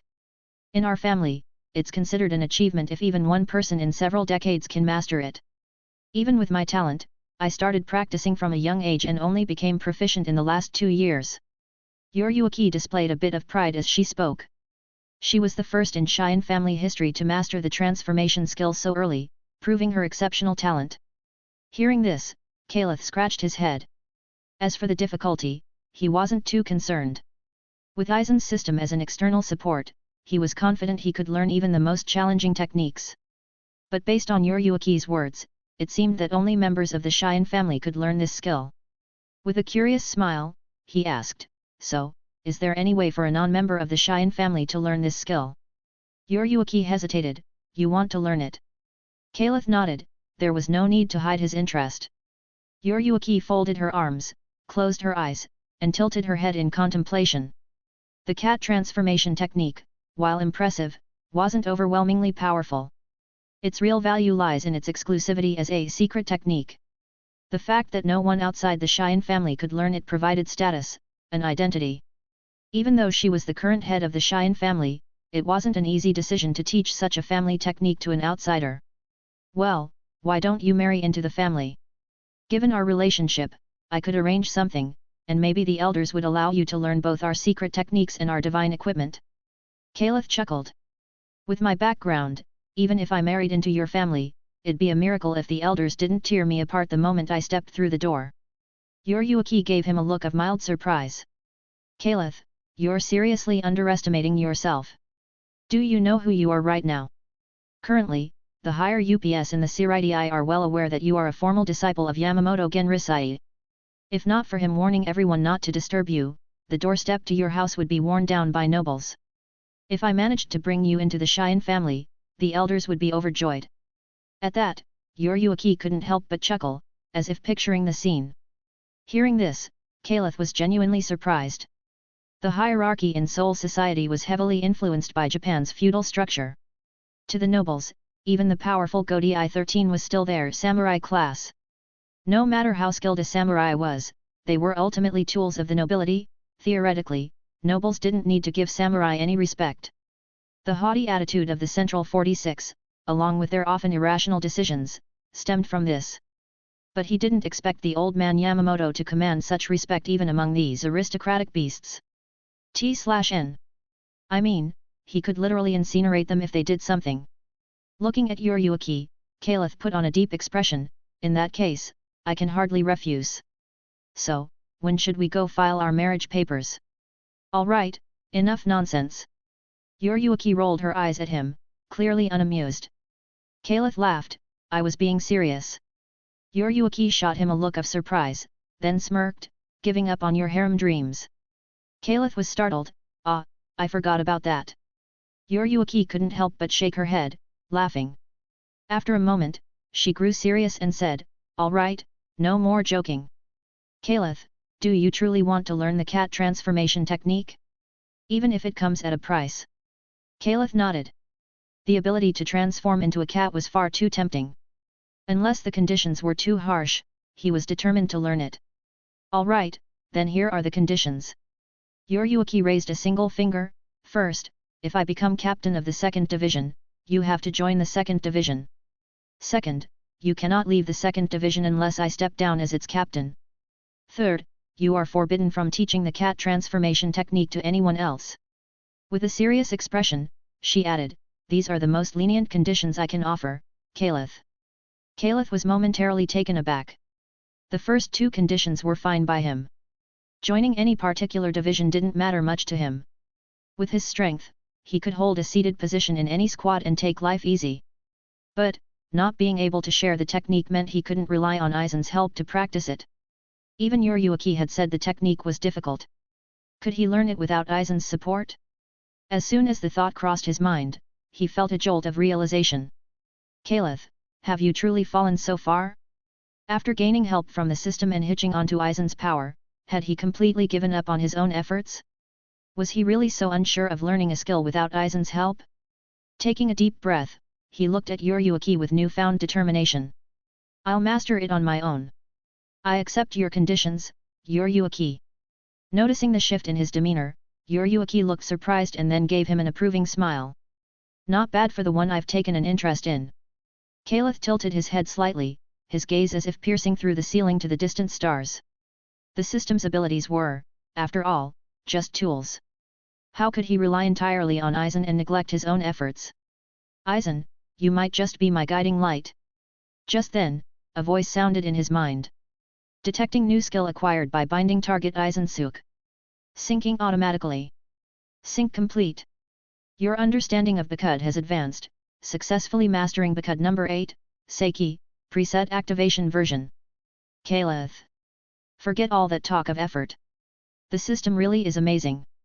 Aizen, you're an angel. Yurei had no idea about the roller coaster of emotions Kaelith had just gone through in those few seconds. After Kaelith agreed, Yurei began explaining the principles of the cat transformation technique in great detail. As he listened to Yurei's explanation, Kaelith finally understood why she had called it difficult. A Shinigami's body was entirely composed of spiritual particles.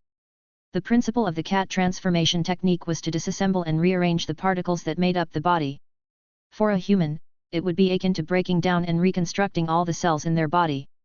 Disregarding the difficulty of disassembling cells, even if you could, each type of cell in the body has different properties, so how could they be rearranged so easily?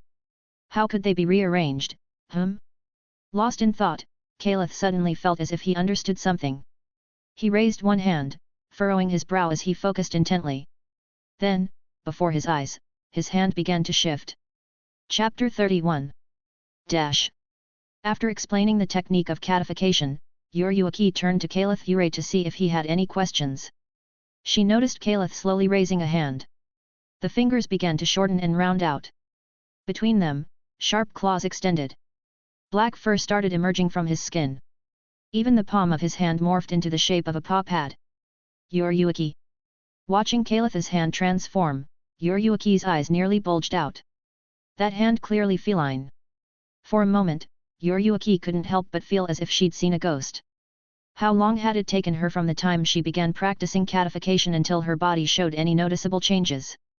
If she remembered correctly, it was close to half a year. Even though she'd been young and playful back then, rarely practicing seriously, it was still 6 months. And this guy, Kaelith, managed it after just one basic explanation. In an instant, Kaelith's entire right hand completed its transformation into a cat's paw. Yurei. She had thought that achieving this level on a first try was already absurd. But then Kaelith's cat transformation began extending swiftly up his arm. Hold on, wait a minute, Yurei, is this even normal? Kaelith subconsciously tried to stop but found he couldn't. Yurei's eyes widened, at a loss for words. Before her gaze, Kaelith's body quickly shrank. A few seconds later, the fully grown person sitting there had vanished. In his place was a small black cat, struggling to poke its head out from a pile of clothing. Finally managing to wriggle free, the black cat looked up and let out a surprised sound. From Kaelith's perspective, Yurei suddenly seemed enormous, like a mountain. He instinctively raised his hand. There, he saw a tiny, sleek black paw. Turning back, he saw his own glossy, smooth black-furred body. A tail gently swayed behind him. The instant he noticed the tail, Kaelith quickly lowered it to cover a certain area that shouldn't be exposed. At this point, he fully understood his situation. Without even practicing, he'd just tried out Yurei's spiritual manipulation method and had directly transformed. Kaelith raised a cat paw, extending his claws. Looking at the sharp claw tips, he fell into contemplation. Could it be that, compared to Aizen, he was the real genius here? Aizen Sōsuke, the so-called false genius. The true genius, Lord Kaelith Yurei. Imagining this scenario, Kaelith couldn't help but grin, exposing a cat-like smile. Hey, how did you do that? Don't tell me you already knew this trick and were just playing with me. As Kaelith was daydreaming, Yurei couldn't resist and reached out, lifting him up by his armpits. She held Kaelith in front of her, and they stared each other down. Suddenly lifted, Kaelith instinctively reached out, trying to grab something. The touch of his paw pads encountered a soft, bouncy sensation. Kaelith glanced down at his paw and quickly retracted it. "Sorry, I didn't mean to." He lightly moved his small cat paw, savoring the previous feeling. Although Yurei was still young, her natural talent was remarkable. No wonder that in the future, she'd have such an outstanding physique. "Don't change the subject. Explain yourself. What's going on here?" "How would I know? I'm learning this for the first time. If I'd known this before, why would I go through all this trouble with you?" As Yurei shook him, Kaelith felt dizzy and quickly broke free, scurrying off to the side. Being a quadruped for the first time, he was a bit unsteady and nearly tripped himself. Watching him, Yurei fell silent for a long time. Then, unable to hold back, she collapsed onto the floor with a thud. "Arg! Damn it, I spent years to achieve this, and you surpass me in one go. What is this?" Seeing Yurei sprawled on the tatami mat, Kaelith swayed his tail. In fact, his shock wasn't any less than Yurei's. He could confirm this wasn't an ability synchronized from Aizen. Disrupting and rearranging his own spiritual particles. This sort of thing was something Mayuri Kuratsuka might attempt, but Aizen would never do it. After thinking it over, Kaelith came up with a hypothesis. Perhaps it had to do with him being a transmigrator. Before his reincarnation, he had been an ordinary human. After reincarnation, he opened his eyes and was already a spirit. During this process, his body might have undergone some form of transformation. So now, attempting something similar allowed him to do it naturally, in one go. Kaelith wasn't sure how credible this guess was, but it was the most reasonable explanation he could think of. He then suddenly realized a problem. How was he supposed to transform back? Instinctively, he tried reversing the catification technique Yurei had taught him. Almost immediately, as he manipulated his spiritual particles, his vision began to shift. The high ceiling gradually drew closer. A few seconds later, his body fully reverted to human form. Kaelith raised his hand to check. Good, it was his original skin. No fur, no paw pads. Yurei lay on the tatami mat, resting her face on one hand. This guy, Kaelith, not only transformed into a cat with ease but managed to revert without even needing instructions. Staring at him for a few seconds, the previously dismayed Yurei suddenly got distracted. "Hey, don't stare." As night descended, a Shinigami on night patrol walked along the streets of the Seireitei, carrying a lantern. Just as he passed a street, two figures flashed by behind him. Noticing another patrol up ahead, Kaelith stopped, pressing himself against the wall. Yurei followed suit, halting beside him. Sensing her proximity, Kaelith instinctively grew wary. Seeing his reaction, Yurei squinted, smiling softly. "What's wrong? Just a little close-up, right?" Kaelith rolled his eyes. "Easy for you to say. Why don't you let me have a look?" "Sure, I'll show you next time." "Hat." Kaelith scoffed and said nothing more. Earlier, when he transformed back from a cat, he'd forgotten he wasn't wearing clothes and was fully on display for Yurei. Although technically, there was no real loss, it still felt a bit awkward. He'd definitely need to be mindful of that next time he transformed into a cat. The two of them, like black phantoms, flitted between buildings. Soon, they arrived at their destination for the night. A large wooden gate loomed above them, with a plaque marked 12 hanging high above. The 12th Division Barracks. At this point, the 12th Division hadn't established the Technical Development Bureau, as Kisuke Urahara wasn't yet around. However, their function had already shifted toward technological development. Under the leadership of captains like Shutara Senjimaru and Hikifune Kiryu, the 12th Division had increasingly focused on scientific advancement, permeating the squad with a strong scientific atmosphere. Yurei scanned the surroundings and waved Kaelith over. "This way, I already scouted out a route. We can avoid most of the patrols if we go from there and get directly to the 12th Division's backyard." Under Yurei's guidance, they soon reached a small door. Yurei pulled out a set of tools, ready to unlock it. Suddenly, the door creaked open from the inside. Under their stunned gaze, a pale face peered out from the gap. From behind the door, the person whispered urgently, trying to keep their voice low. You're late. Why are you so late? Hurry, come in. Seeing this face, Kaelith's eyes nearly popped out. Is that Mayuri Kuratsuki? Chapter 32.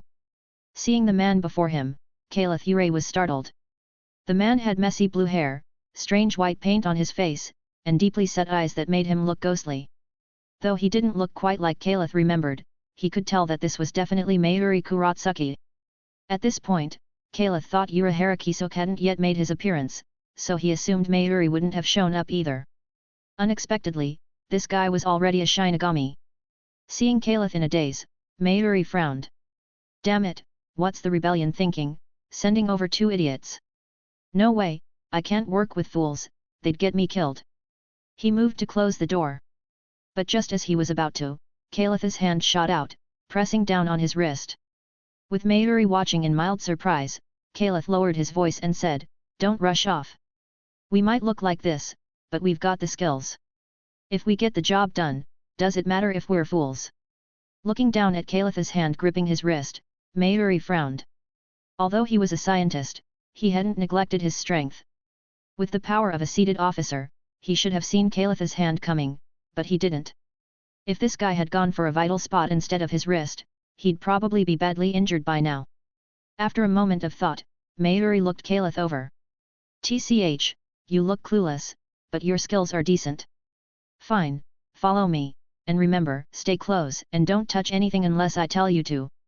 With that, he shook Kaelith's hand off, turned, and quickly headed into the 12th Division's inner area. Kaelith gave Yuriyuki a quick glance, and they slipped through the door, quietly closing it as they followed. Yuriyuki leaned in, whispering, "Kaelith, what's with this guy? Sounds like he's waiting for the rebellion." Kaelith nodded. "From what he's saying, it sounds like he made some sort of deal with them to work together." With a slight grin, he added, "Maybe he's even here for the same reason we are." Hearing this, Yuriyuki's eyes widened. If Kaelith's guess was right, things could get seriously complicated. Under Mayuri's guidance, the three of them easily avoided the patrols and arrived in front of a building. Exchanging a glance, Kaelith and Yuriyuki couldn't help but smile wryly. Mayuri had led them straight to their destination, the 12th Division's archive. Originally, according to Yuriyuki's plan, they would have had to improvise a way to sneak into the archives after entering the 12th Division. Unexpectedly, thanks to Mayuri's interference, they'd skipped the hardest step and arrived at the final point. If it weren't for the complicated situation requiring constant vigilance, Yuriyuki would have already popped open some champagne. Standing at the archive door, Mayuri inspected the lock before turning to Kaelith and Yuriyuki. "Captain Hikifune isn't here, but before she left, she set up a spiritual pressure lock. To open it, we need a lieutenant-level spiritual pressure along with a specific unlocking method. I can handle the unlocking, but I don't have that level of spiritual pressure. Can you manage?" A hint of doubt showed in Mayuri's eyes. Both Kaelith and Yuriyuki were dressed in dark attire, their faces hidden. But from their build, they both appeared quite young. As a prodigy, Mayuri had only reached the lower ranks of a seated officer. How could these two, who looked even younger than him, have such high spiritual pressure? Could he have been given the wrong people? Were they really sent by the rebellion? Instinctively, Yuriyuki glanced at Kaelith. She knew the technique to unlock the door. Before coming, she had explained the setup to Kaelith, who had assured her that he could handle the spiritual pressure part. Yuriyuki had heard that Kaelith had once released lieutenant-level spiritual pressure back at the academy. However, lieutenant-level was a broad term, T/N seems like someone purposely hid his actual level. Let's see if that is true. If Hikifune Kiryo's lock required a higher threshold, it could become tricky. Under their watchful gaze, Kaelith raised his chin confidently. "Humph, pretty boy, don't underestimate me. T/N pretty. Lieutenant level? I've killed 3 Shinigami of that level before." At these words, Mayuri's pupils constricted. Killed 3 lieutenant-level Shinigami? Even for a rebel, that was terrifying. Yuriyuki couldn't help but smirk. Before their first meeting, Head Captain Yamamoto had ordered a background check on Kaelith. Forget killing, Kaelith hadn't even harmed a single soul before. Yet, here he was, boasting without a hint of shame. While Mayuri stood dumbfounded, Kaelith approached the door lock and took hold of it. Buzz. The faint glow of spiritual pressure around the lock dimmed the moment Kaelith touched it, fading entirely. Yuruki's eyes widened in surprise. From the lock's reaction, Kaelith's spiritual pressure must far exceed the required level. The lock didn't resist at all, it simply submitted under Kaelith's pressure. She glanced up at Kaelith's face. With a mask covering him, his expression was hidden, but judging by his eyes, he seemed calm, entirely unbothered. Yuruki was taken aback. Is this guy a monster? No wonder the head captain couldn't resist taking him as a disciple. How old was he now? At this rate of growth, in a few centuries, he'd likely be the strongest Shinigami under Yamamoto. Mayuri blinked, looking as if he'd seen a ghost. However, he quickly composed himself and proceeded to unlock the door. To him, Kaelith's strength wasn't of much concern. In the face of science, individual power was like a drop in the ocean, insignificant in scale. Upon entering the archive, Mayuri's face lit up as he saw the neatly organized rows of scrolls lining the walls. Perfect, everything's still here. Luckily, we came in time. If we'd waited until Captain Hakaifun's promotion, this place would have been emptied out. Kaelith glanced at Yuruki. She quickly scanned the room, her gaze landing on a scroll slot over 4 meters high. She gave Kaelith a look that won. Kaelith gave a barely perceptible nod. He adjusted his mask to conceal his face even more. Then he asked Mayuri, "Where's the item we need?" Mayuri waved a hand impatiently. "What's the rush? Soul manufacturing techniques are Captain Hakaifun's greatest research accomplishment. Did you think it would be that easy to find? You two wait here. Don't let anyone inside. I'll start looking now. Give me 10 minutes. Kaelith and Yuruki exchanged a quick look, surprise flashing in both of their eyes. The rebels' target was the soul manufacturing technique? Chapter 33. Kaelith Yurei's gaze revealed deep pain. Mayuri. Mayuri, I never expected someone like you, with those thick eyebrows and righteous demeanor, to betray the Gotei 13.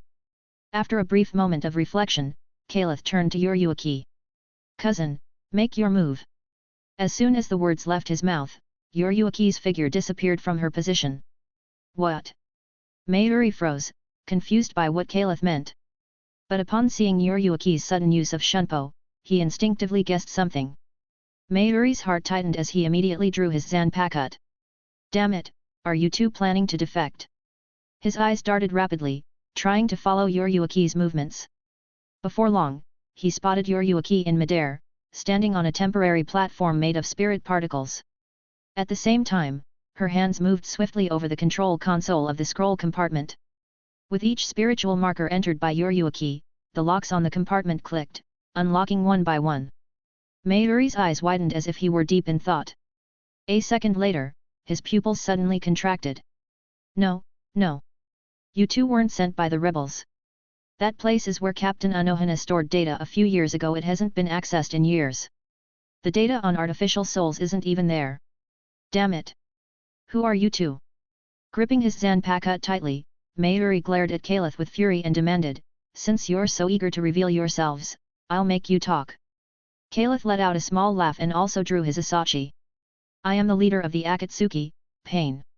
And over there, that's my wife, Konan. My wife and I rushed here after learning you were colluding with the rebels to stop your evil plans. Yuruki. Busy unlocking the mechanisms, she glanced over and rolled her eyes at Kaelith. Mayuri froze for a moment before blurting out in confusion, didn't you just call her your cousin? Oh, that must have been a mistake, Kaelith said blankly. She's not my wife, she's my cousin, Shinichi Kudo. Mayuri. How does someone confuse their wife with their cousin? Realizing something else, he snarled, don't be ridiculous. You're stealing things yourself. How could you possibly be here to stop me? Mayuri's teeth ground together as his blood pressure skyrocketed. Oops, caught red-handed. Kaelith tapped his head lightly as if trying to strike a mischievous pose. However, dressed in dark nightwear with his face covered, he couldn't convey the expression at all. Even though Mayuri was baffled by Kaelith's antics, he now understood that he had been duped. These two mysterious individuals were definitely not sent by the rebels. If he let them escape, the truth about his betrayal of the Gotei 13 and his collusion with the rebels to steal data would be exposed. Thinking this, his face darkened, and he attacked without hesitation. Grip, Ashisajijiz. As he uttered the release command, his Zanpakuto flashed, changing form. The hilt transformed into the face of an infant. The blade became a golden trident. Wielding the newly transformed Zanpakuto, Mayuri thrust it directly at Kaelith's chest without hesitation. His blade, coated in deadly poison, needed only to graze the skin to paralyze the target completely. To enhance this ability, Mayuri had developed a unique sword style. His attacks intentionally left large openings, baiting the opponent to block or deflect them. But that was a trap. This particular strike used only half his strength. If Kaelith took the bait and deflected it, Mayuri would seize the opportunity to abandon the primary target and slash Kaelith's shoulder with even greater speed. Once paralyzed, Kaelith would become his plaything. Imagining Kaelith bound on an operating table, Mayuri couldn't help but grin, exposing his sharp white teeth. But the grin disappeared just as quickly as it appeared. To his horror, Kaelith's figure vanished before his eyes. Ashisajijiz. I wouldn't dare let such a dangerous blade touch me. Mayuri's body tensed as Kaelith's voice came from directly behind him. In that instant, this guy had moved behind him. What kind of speed was this? Grinding his teeth, Mayuri swung his golden trident in a wide arc toward Kaelith behind him. Too slow, far too slow. Mocking him, Kaelith thrust his sword, piercing Mayuri's shoulder. Mayuri groaned in pain, staggering slightly. We've got it. Yurei slammed the lid of the scroll compartment shut and called out to Kaelith. Kaelith nodded. He leaped back, widening the distance between himself and Mayuri, and landed next to Yurei. The two regrouped and used Shunpo to move outside the data room. At the room's entrance, Kaelith grabbed a rope and yanked it firmly. Dong! Dong! A shrill alarm echoed throughout the entire 12th Division. At the same time, Kaelith coughed, disguising his voice, and shouted loudly, Intruders! Intruders! Someone has broken into the data room. Hearing this, the nearby patrolling Shinigami, along with the 12th Division members resting in their barracks, all wore stunned expressions. Gripping their Zanpakuto, they rushed toward the data room. After confirming the Shinigami's attention was diverted, Kaelith and Yurei became dark shadows, leaping onto a nearby rooftop. Let's go. If more people arrive, we won't be able to escape, Yurei said to Kaelith. Kaelith gave a brief nod. Just as he was about to move, he suddenly froze, sensing something. His eyes widened in shock. Doug! Kaelith sharply elbowed Yurei aside. At the same time, he drew his Asachi and slashed forward. Clang! Sparks erupted in the night. Yurei stumbled back but quickly regained her footing. Her pupils contracted as she took in the sight before her. A man clad in a white haori, with disheveled black hair and a lazy expression, stood before them. His Zanpakuto pressed firmly against Kaelith's blade. Oh! Seeing his strike blocked, the man looked mildly surprised. In the moonlight, he brushed his bangs back with one hand. To think you noticed me and even blocked my surprise attack. Interesting. Judging by your outfit, are you with the stealth force? No, though your style is similar, it's just standard nightwear. Never mind. It doesn't matter who you are. I'll kill you all the same. With that, he withdrew his Zanpakuto and increased the force of his next slash at Kaelith. Watch out! Yurei shouted. That man is the captain of the 3rd Division, Shin'ō Renzosuke. As her warning reached him, Kaelith shifted slightly, dodging the attack by a hair's breadth as though he had predicted it. Gripping his Asachi tightly, he swung upward. A crescent-shaped blast of spiritual pressure surged forward. Boom! Chapter 34. What? Seeing the oncoming sword pressure, Shin'ō Renzosuke's expression shifted. At the moment Kaelith Yurei had dodged his blade, he had nearly slipped into Shin'ō's range of attack. The sword pressure was so close that there was no time for him to adjust or defend. Boom! A burst of blue spiritual pressure erupted from Shin'ō Renzosuke, radiating outward from him as the center. Kaelith flipped backward, drawing a long arc in the air before landing lightly beside Yurei. Are you okay? He asked. Yurei gave a half smile, half sigh. Me? What about you? You just clashed head-on with the captain of the 3rd Division. How are you holding up? I'm fine, no big deal, Kaelith replied with a nod. In truth, he didn't need Yurei to remind him that the opponent was a captain. After all, Shin'ō hadn't even tried to hide it, boldly appearing in his haori. As the dust cleared, Shin'ō Renzosuke's figure reappeared. Blue spiritual energy swirled and rose around him like an animated effect. When faced with Kaelith's close-range attack, he had released part of his spiritual energy to crush the sword pressure entirely. It was like an external energy release, directly nullifying Kaelith's attack without taking any damage. No wonder he's a captain, Kaelith remarked, watching Shin'ō. That move would have taken down any normal-seated officer by now. Yurei furrowed her brow.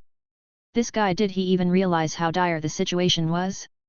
Shin'ō Renzosuke stood with his Zanpakuto in hand, quietly watching Kaelith.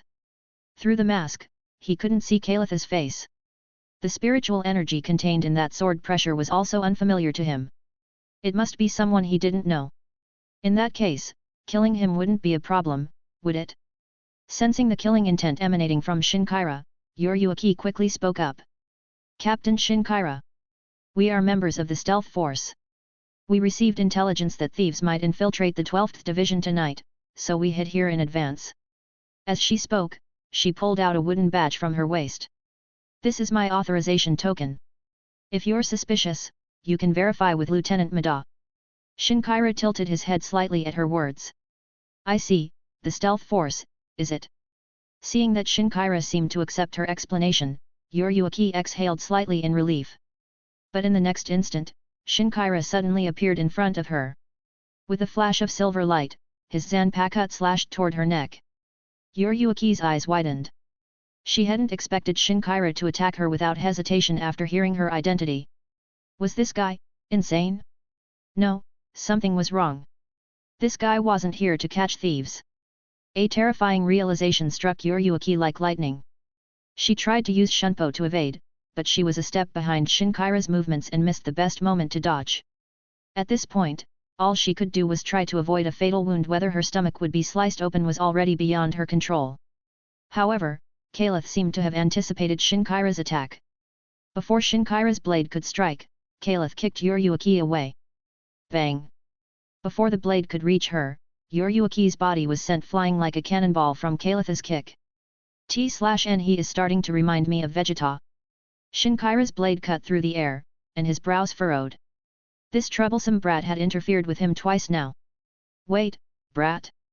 Could it be? Kicked away by Kaelith, Yurei flipped midair and landed steadily on a nearby rooftop. Ignoring the fact that she had just been kicked, she shouted angrily, "Be careful! This guy is one of the rebels."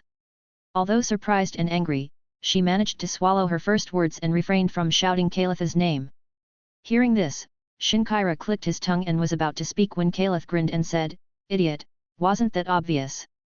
From the moment he appeared, he's been suppressing his spiritual pressure to a minimal range, not letting even a sliver leak out. If he were legit, he'd be making as much noise as possible to draw others over to help. Someone trying to go unnoticed? What other explanation is there besides guilty conscience?"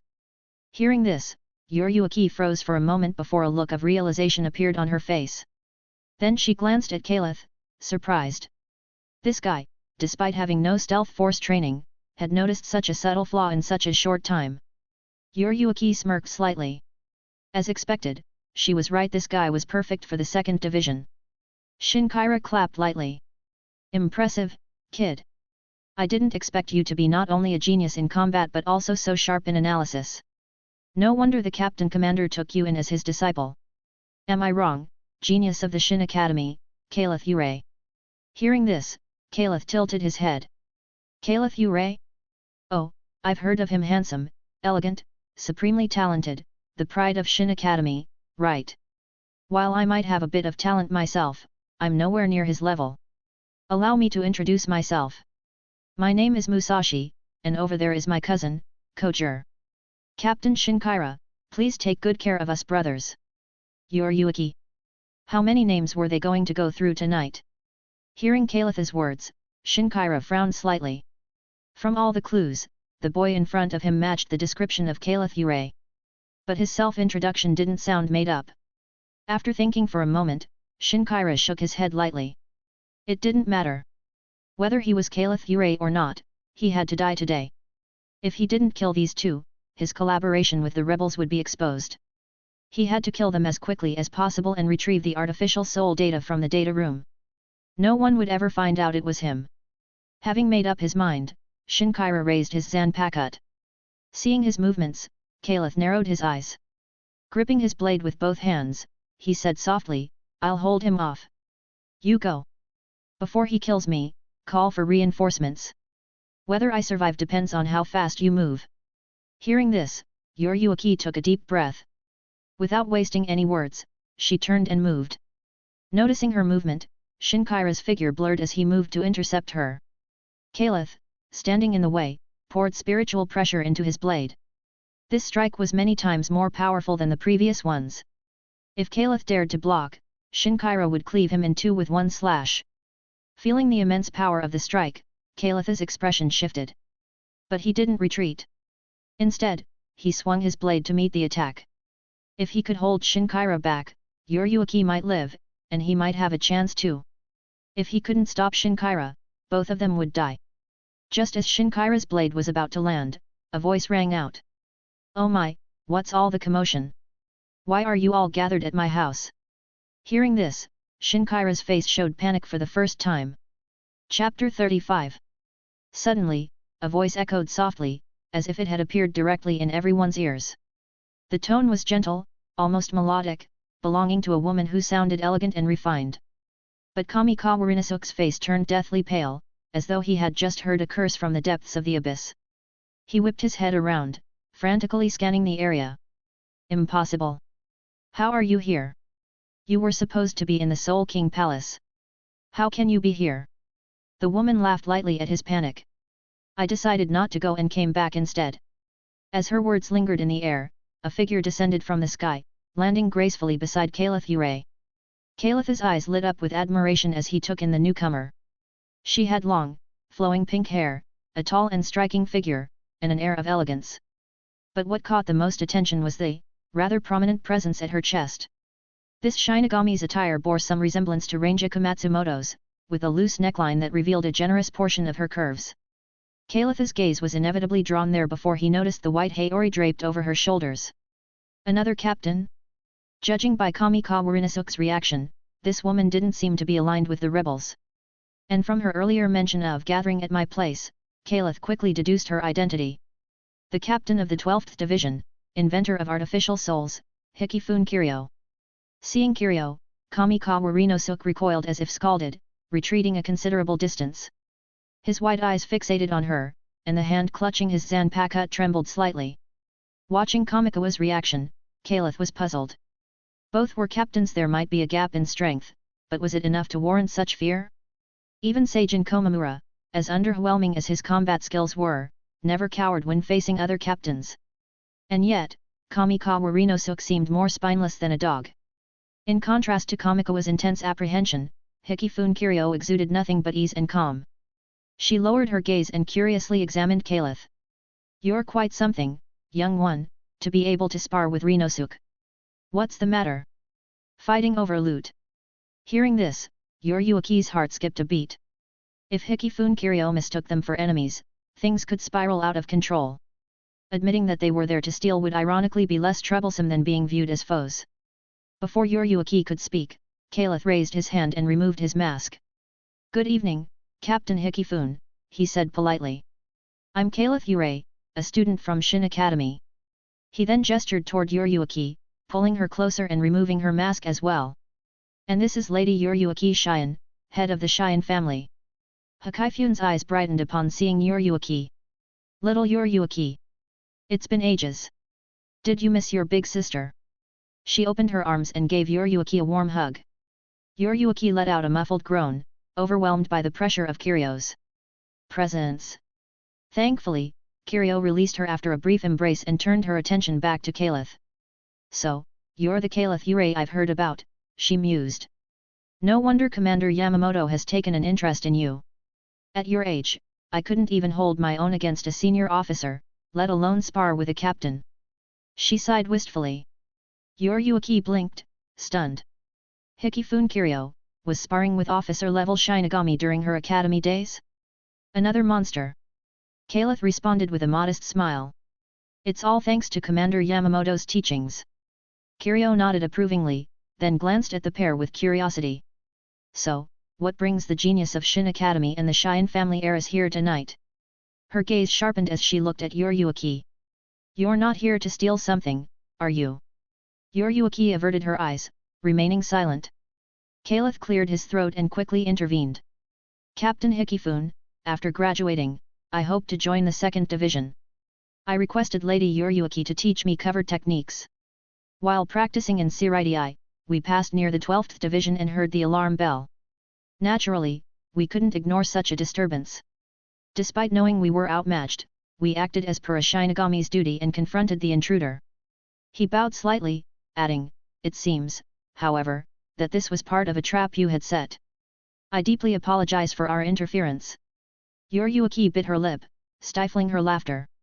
Kaelith's shamelessly bureaucratic tone was impressive. For someone who grew up as a Rukanga commoner, he handled formalities like a seasoned noble. Amusing as it was, Yurei had to admit that Kaelith's response was perfect. He preserved the 12th Division's dignity while completely clearing their involvement. Even if Kiryu later discovered something missing, she'd have no choice but to accept it. Kiryu raised a brow, a flicker of surprise crossing her face. Impressive. As expected of Commander Yamamoto's apprentice. Such a strong sense of justice. You flatter me, Kaelith replied, clasping his hands. Their casual conversation was too much for Kamikawa Rinosuke to bear. Though Kiryu's strength and reputation were undeniable, he was still a captain. How could they act so relaxed in his presence? Eyes flashing coldly, Kamikawa suddenly used Shunpo to appear behind Kiryu, swinging his Zanpakuto at her neck with blinding speed. Clang! The sound of metal rang out. To his shock, Kiryu, still mid-conversation with Kaelith, had effortlessly blocked the attack. Without even turning to face him, she had drawn her blade, casually positioning it to intercept his strike. Cold fear seeped into Kamikawa's heart. She blocked my full power, with her back turned? Despair filled him as the realization struck no matter how hard he tried, he couldn't defeat this woman. Panic overwhelmed him, and he turned to flee. Oh? Sneaking into my 12th Division and thinking you can escape. Kiryu extended her hand. Bakut number 61, 6 rods prison of light. Golden rods materialized instantly, locking Kamikawa in place. Bakut won't stop me, ugh. Before he could finish, Kiryu appeared beside him in a flash and slapped him across the head. Like an arrow loosed from a bow, Kamikawa shot through the night sky, crashing into Siraidi's ground with a resounding explosion. Boom! The thunderous sound echoed into the night. Chapter 36. Impossible! Impossible! I am Kamikawa Rinosuke. The captain of Squad 3, Kamikawa Rinosuke. Amid the rolling dust, Kamikawa Rinosuke struggled to crawl up from the ground. One slap from Kiryu Hikifun had smashed the ground into a crater. Broken tiles clattered down from his battered body. Kamikawa Rinosuke lowered his head to look at himself. His pristine captain's Haori was now covered in dust. His shiakush was torn in several places, resembling tattered rags. His Zanpakuto, at some point, had snapped, losing all semblance of its usual sharpness. How could this happen? We're both captains. Staring at his miserable state, Kamikawa Rinosuke's eyes burned with rage. Being a captain is nothing more than a title. Those with real power remain strong, whether they wear the Haori or not. For someone without strength, donning that garment won't magically make them stronger. Kiryu Hikifun appeared nearby, holding her Zanpakuto. As she arrived, the swirling dust around her spiraled away, dissipating into the air. She raised an eyebrow at him. And you, Kamikawa Rinosuke, just happened to be one of those without strength who lucked into the captain's position. If Chitetsu wasn't too old to take the role, do you really think you'd be here wearing that Haori? Under Kamikawa Rinosuke's despondent gaze, she sighed. Normally, as colleagues, I'd try to save you some face and avoid saying this outright. But you went and allied yourself with the rebels. Joining forces with rebels is bad enough, but you dared to target my research materials. In the last sentence, Kiryu Hikifun's aura suddenly intensified. The Squad 12 members who had rushed over felt conflicted upon hearing her words. From the way she said it, it sounded like the rebellion in the Soul Society wasn't nearly as important as her research materials. Kamikawa Rinosuke's face turned a mix of green and white. A few seconds later, his expression twisted with ferocity. Enough. At this point, there's nothing more to say. My identity is exposed, I'll surely be executed. But you won't live either. As he spoke, his Zanpakuto began to glow. The blade absorbed Kamikawa Rinnosuke's Ryoryoku, rapidly repairing itself, elongating, and regaining its original form. Come, Kiryu Hikifune. Witness the power of my Bankai. He grinned, raising his Zanpakuto high. However, midway through the motion, his body suddenly went limp, as if a toy had run out of power. Clang! His Zanpakuto fell to the ground with a crisp sound. Kamikawa Rinnosuke collapsed like a heap of mud, lying on the ground, barely breathing. His eyes widened, staring at Kiryu Hikifune, his mouth slightly agape, as if he wanted to ask what had just happened. Kiryu Hikifune smiled and pointed at her blade. My Zanpakuto is coated with poison. When I sent you flying earlier, I made a small cut on you. If you don't channel your spirit pressure, the poison remains inactive. But once you exert Ryoryoku, it spreads through your body, leaving you powerless. With Kamikawa Rinnosuke subdued, the significant commotion finally came to an end. Minutes later, members of the Onmitsukid and Squad 7, responsible for internal security, arrived at the scene. Amid the chaos, Kiryu Hikifune approached Kaelith Yurei and Yurei. Kaelith-kun, little Yurei, thank you both for tonight. At her words, Yurei raised an eyebrow. Earlier, Kaelith had mentioned that this was all part of Kiryu's elaborate trap, which she had initially dismissed as nonsense. But upon reflection, it did seem plausible. Sensing her thoughts, Kiryu Hikifune chuckled. Sorry to disappoint, but I'm not as clever as Shunsui. Tonight wasn't a plan of mine. I was supposed to visit Squad 0 with Senjimura today to get familiar with the environment. But midway, I remembered I'd forgotten to bring some newly developed fabrics, so I turned back. On the way, I sensed someone triggering the traps in my archive room, so I rushed back at full speed. If it weren't for Kaelith-kun, Squad 12 might have been in utter chaos. Yurei. Kaelith coughed awkwardly. Captain Hikifune, I'm sure there's still a lot to handle here, so we'll take our leave. If you need help in the future, feel free to ask us anytime. With that, he pulled Yurei and hurried to leave. But just as he turned, a hand gripped his shoulder. Kaelith froze. He turned back with a strained smile. Captain Hikifune, is there something else? Under his gaze, Kiryu Hikifune leaned closer, whispering softly so only he could hear. Kaelith-kun, you and little Yurei. You didn't take anything other than the red and white hot spring scrolls, right? Crap. Kaelith suddenly felt like a cat had stepped on his nerves. Although his instinct was to feign ignorance, the dangerous aura emanating from Kiryu Hikifune made him quickly shake his head. Kiryu leaned back slightly, locking eyes with Kaelith for a moment before smiling in satisfaction. Take care on your way back, both of you. She released his shoulder with a smile. After walking some distance, Yurei asked in a low voice, what did Captain Hikifune ask you just now? She said she wanted to join my harem, Kaelith replied flatly. Yurei gave him a look of admiration. You're truly brave. Back at the Shihoan estate, the two opened the scrolls they had taken from Squad 12 and reviewed them together. Since it was their shared spoils, Yurei didn't hold back. Reading about the hot springs abilities, Kaelith couldn't help but be amazed. As expected of Squad 0, Kairanji Tenjiro's twin hot springs were outrageous. The white hot spring could drain a person's spirit pressure and blood. In the process, injuries would be flushed out as well. The drawback was that if one stayed too long, they risked death from exhaustion. The red hot spring infused the body with high-purity spirit pressure for rapid recovery. Its drawback was that if used recklessly, it could cause over-recovery, leading to total bodily collapse and death. The benefits were immense, but so were the risks. After some discussion, they decided to create a simplified version of the hot springs. Having agreed, Kaelith walked back to his dorm under the moonlight. Upon entering his room, he found Aizen seated on the bed, deep in thought. Chapter 37. Yo, Suke, what are you doing up so late? Kaelith Yurei stepped into the room, lowering his voice. Aizen looked up, about to reply, but suddenly frowned. He got out of bed, walked over to Kaelith, and pulled him out of the dormitory. What happened? Did you run into danger? Noticing Kaelith's school uniform was torn in multiple places and covered in dust, he asked softly. Oh, this. Kaelith scratched his head. I went out with the heiress of the Shin'ō family tonight, and we got caught up in some rebel trouble. Got a little singed. But no big deal, the captain of Squad 12 stepped in and saved us. See? Just some torn clothes, no injuries at all. Kaelith chuckled as he tugged on the ripped fabric to show Aizen. Aizen paused slightly. The captain of Squad 12. Kiryu Hikifune, hey? Based on his observations, Hikifune was undoubtedly one of the strongest among the current captains. Her power might even rank just below Captain Commander Yamamoto.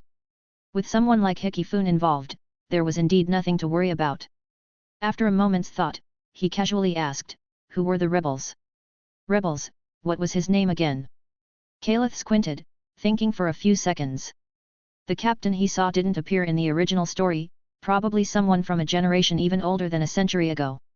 Recalling the guy's last words, Kaelith's expression lit up with realization. Oh, I remember now. Kamikawa Rinosuke. Aizen. He nearly lost his composure, tempted to blurt out some expletives he'd learned from Kaelith. So, the minor rebel trouble Kaelith casually mentioned was actually involving the captain of Squad 3. After a few seconds of silence, Aizen took a deep breath. Kaelith Yurei was getting more outrageous by the day. Still, looking on the bright side, being around Kaelith was certainly training his patience and resilience. Maybe it was a blessing in disguise. As he self-soothed, Aizen motioned for Kaelith to recount the events of the evening. After listening to the full story, he frowned slightly, lost in thought. While Kamikawa Rinosuke's power was mediocre, ranking in the lower tier of captains, he was still a captain. A captain openly betraying the Gotei 13 was a troubling signal. Up to now, rebel activities have been minor skirmishes, never involving top-tier combatants. Because of this, the Gotei 13 had maintained a watchful but passive stance. But with Kamikawa Rinosuke's betrayal, the situation was different. Major factions would undoubtedly start getting involved. Once all 5 noble clans were drawn into the conflict, the central 46 chambers would no longer be able to maintain the current balance. The Gotei 13 war machine would be fully mobilized. At this thought, Aizen turned to Kaelith. Kaelith, from now on, you must be extra careful. Because of you, the rebels' plans may need to be completely revised, and they'll likely view you as an enemy. I suggest you consult Captain Commander Yamamoto and ask for his advice. If possible, it'd be best to have him assign 1 or 2 bodyguards to ensure your safety. Kaelith was momentarily stunned. But soon, he pieced things together. On his way back, he had been focused on figuring out how to build a hot spring and hadn't given much thought to the larger implications. Now, after Aizen's explanation, he realized he was in deeper trouble than he'd thought. Ugh, what a pain. Kaelith tilted his head, closed his eyes, and frowned. Then, a bigger problem dawned on him. With such a major incident tonight, Yamamoto would undoubtedly summon him for a lecture. The mere thought of Yamamoto leaning on his cane and nagging him for hours made Kaelith feel like his soul was splitting. Dash! Fool! The booming voice of Yamamoto echoed from Squad 1's barracks, loud enough to be heard from a distance. In the dojo, Yamamoto leaned on his cane, glaring at Kaelith. Well, to be precise, Kaelith wasn't entirely sure if it was a glare, given how small the old man's eyes were. As if reading Kaelith's mind, Yamamoto suddenly widened his eyes, turning the narrow slits into something resembling a broader line. Stand up straight. Don't slouch like that. What kind of example is that? Neglecting your training leads to getting wounded in real battles. If Captain Hikifune hadn't intervened, do you think you'd still be alive to loaf around here? Kaelith couldn't help but feel a mix of frustration and disbelief. No matter how much of a failure Kamikawa Rinosuke was, he was still a captain. Was Yamamoto expecting him to defeat a captain single-handedly? Of course, Kaelith kept those thoughts to himself. He had long since figured out Yamamoto's temperament. The best strategy when being scolded was to play dead. Arguing would only add another 30 minutes to the lecture at best. At worst, he'd get thrown around with Yamamoto's unique hand-to-hand combat techniques. Observing Kaelith's predicament, Kiriko Shunsui couldn't help but grin. Usually, he was the one standing there getting scolded. Today, it was finally someone else's turn. What a lucky junior. His amusement was short-lived, though, as Kaelith suddenly spoke. Reporting to the captain commander, senior brother over there is secretly laughing. T/N haha, I love it. Kirikou. Before he could react, Yamamoto's furious gaze had already turned in his direction. Scoundrel! What are you laughing at? As the captain of the 8th Division, the Intelligence Division, you didn't detect any issues with Shin'ō Renzosuke? If the circumstances weren't so critical right now, I'd send you to train under a waterfall for half a year. Kirikou nearly burst into tears. To others, Yamamoto's words might seem like an empty threat, but Kirikou knew better. This old man was fully capable of following through. Over the years, he'd been sent to waterfall training so many times he'd lost count. Forget what he said earlier, this junior brother of his wasn't a lucky charm at all. Yamamoto must have been losing his touch in his old age to accept such an unreliable disciple. Initially, Yamamoto planned to continue scolding him, but reports from outside interrupted his train of thought. Captain Commander, all division captains have arrived. Let them in. After giving the order, Yamamoto turned to Kaelith. Kaelith, you'll stand aside and observe. Kaelith blinked in mild surprise. Yamamoto's captain meetings were typically closed-door affairs. Even vice-captains were required to wait outside unless summoned for specific questions. Being allowed to stay as an observer? Quite the privilege. He moved to the side of the room, leaning casually against the wall. Before long, the doors opened, and one figure after another entered. 2nd Division Vice-Captain Madame Arekio. Since Yurei had not yet officially joined the division, Mada was representing the 2nd Division in the meeting. 3rd Division Vice-Captain Ibachikane. An elegant woman with a dignified air. Though her hair was streaked with grey and her face bore wrinkles, her beauty in her younger days was still evident. 4th Division Captain Anohana Retsu. 5th Division Captain Hirako Shinji. 6th Division Captain Kokaki Jinrei. 7th Division Captain Love Aikawa. 8th Division Captain Kiriko Shunsui. 9th Division Captain Takada Yazu. 10th Division Captain Nagaki Sazura. 11th Division Captain Gotei Kenpeki. 12th Division Captain Hikifune Kiryo. Watching the line of figures in white Haori file in, Kaelith couldn't help but feel a sense of awe. Despite having lived in the Bleach world for some time now, this was his first time seeing all the captains gathered in one place. Chapter 38. Following the captains, Yurei also entered the room. Like Kaelith Yurei, she had been directly involved in last night's events. Due to her status as the head of one of the 5 noble clans, no one dared to leave her waiting outside, so she was simply invited in as well. As she entered the room, Yurei glanced around. When her eyes landed on Kaelith, they lit up with recognition. After nodding slightly toward Yamamoto in greeting, she made her way to Kaelith's side and nudged him with her elbow.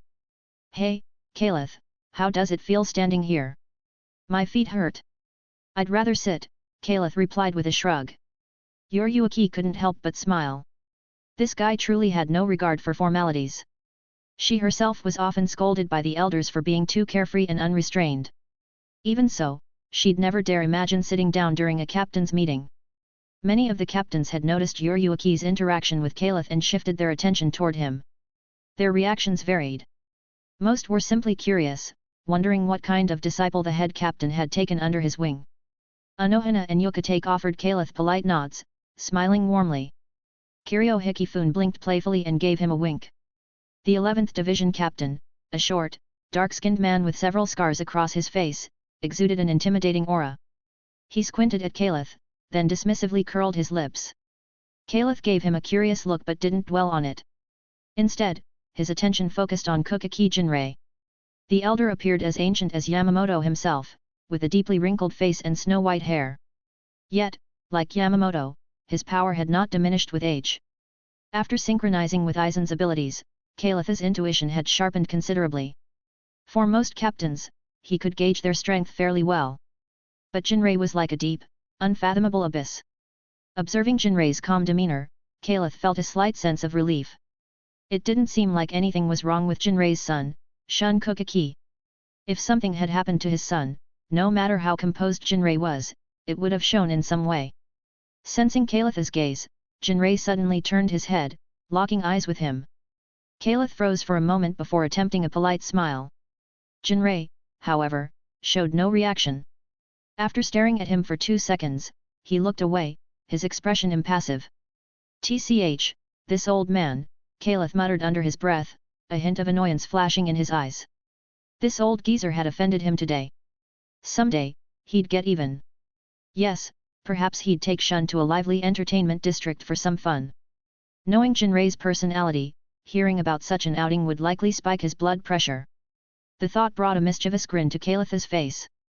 Meanwhile, Madame Arakio, vice captain of the 2nd Division, was watching from the sidelines, somewhat surprised. He'd heard rumors about Lady Yuruaki being unusually close with a young man. There were even whispers that she had allowed this person into her private study, a place no one else had entered. Initially, he'd dismissed the rumors as baseless gossip. But now, seeing Yuruaki's casual demeanor around Kaelith, his mind raced. He recognized this young man. Before Yamamoto formally took him as a disciple, Mada had been tasked with investigating his background. A commoner with no backing or connections. Now, as Yamamoto's official disciple, his future was limitless. If Yuruaki and Kaelith became closer, it would undoubtedly be a significant boon for the Cheyenne clan. As a member of a subsidiary family to the Cheyenne, Mada felt this could only be a good thing.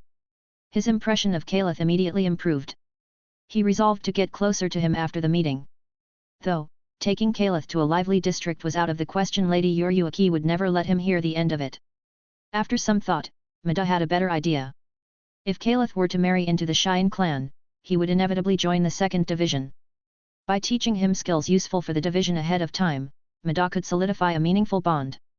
Perhaps, when he grew older, he could even rely on Kaelith to mentor his rather foolish son. Yes, this plan seemed ideal. A token of appreciation in the form of gifts wouldn't hurt either, just a small gesture to leave a favorable impression. Satisfied with his thoughts, Mada hummed to himself, his spirits lifted. The sound of Yamamoto's wooden staff tapping gently on the ground brought everyone's attention to the center of the room as the captain's meeting officially began. The focus of the discussion was, naturally, the events of the previous night. With all eyes on him, Yamamoto's lieutenant, Sōsuke, stepped forward to recount the events. When it was confirmed that Shin'ō Renzosuke had truly turned traitor, the captain's expressions darkened. Upon hearing that both Kaelith and Yuruaki had confronted him, many captains exchanged surprised looks. They were familiar with Yuruaki's strength, but it wasn't enough to take down Shin'ō alone. Which meant that Kaelith, in such a short amount of time, had already grown strong enough to hold his own against a captain-level opponent.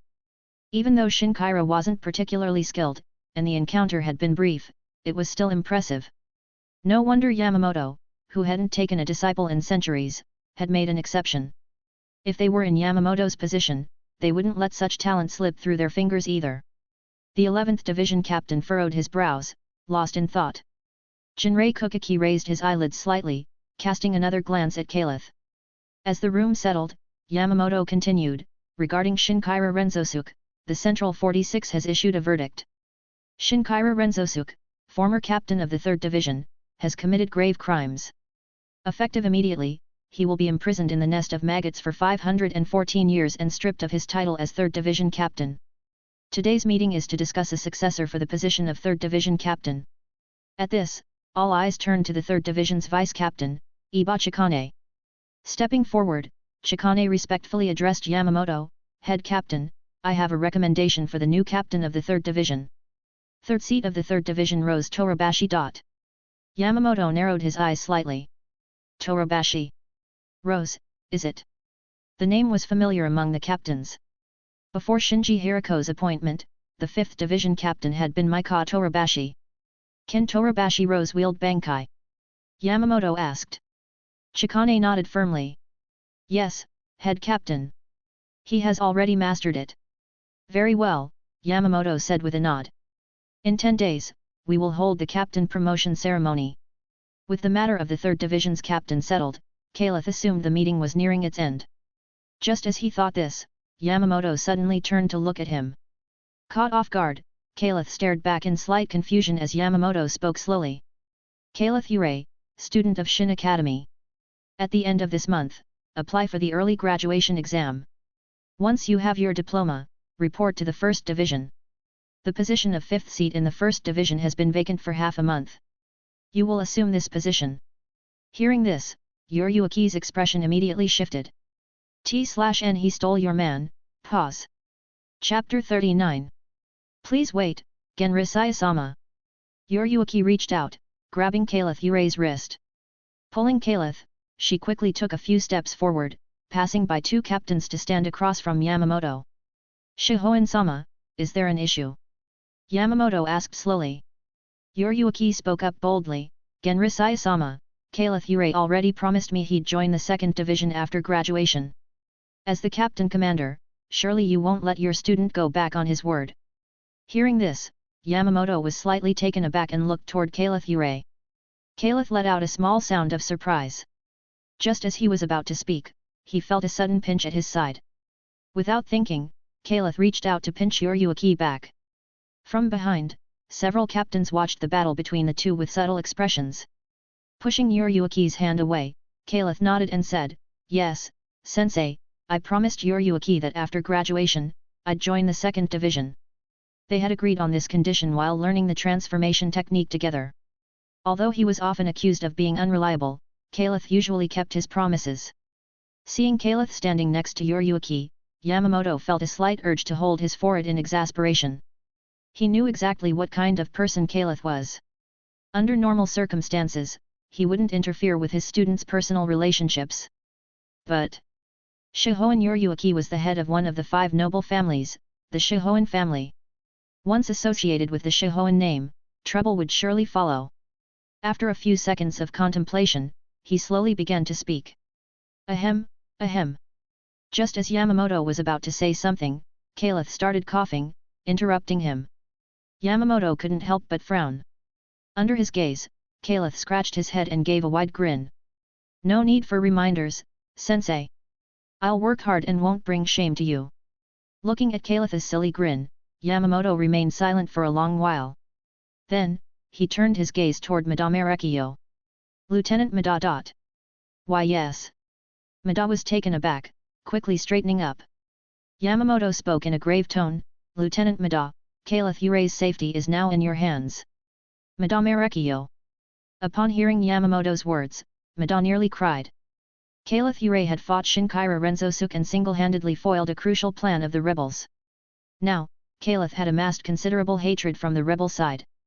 As a mere lieutenant, how could he be expected to protect someone capable of battling captains? Though he was reluctant, he couldn't muster the courage to protest against the captain commander.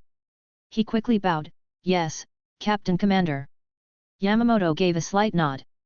After reminding the division captains to stay alert for any new movements from the rebels, the captains' meeting officially ended.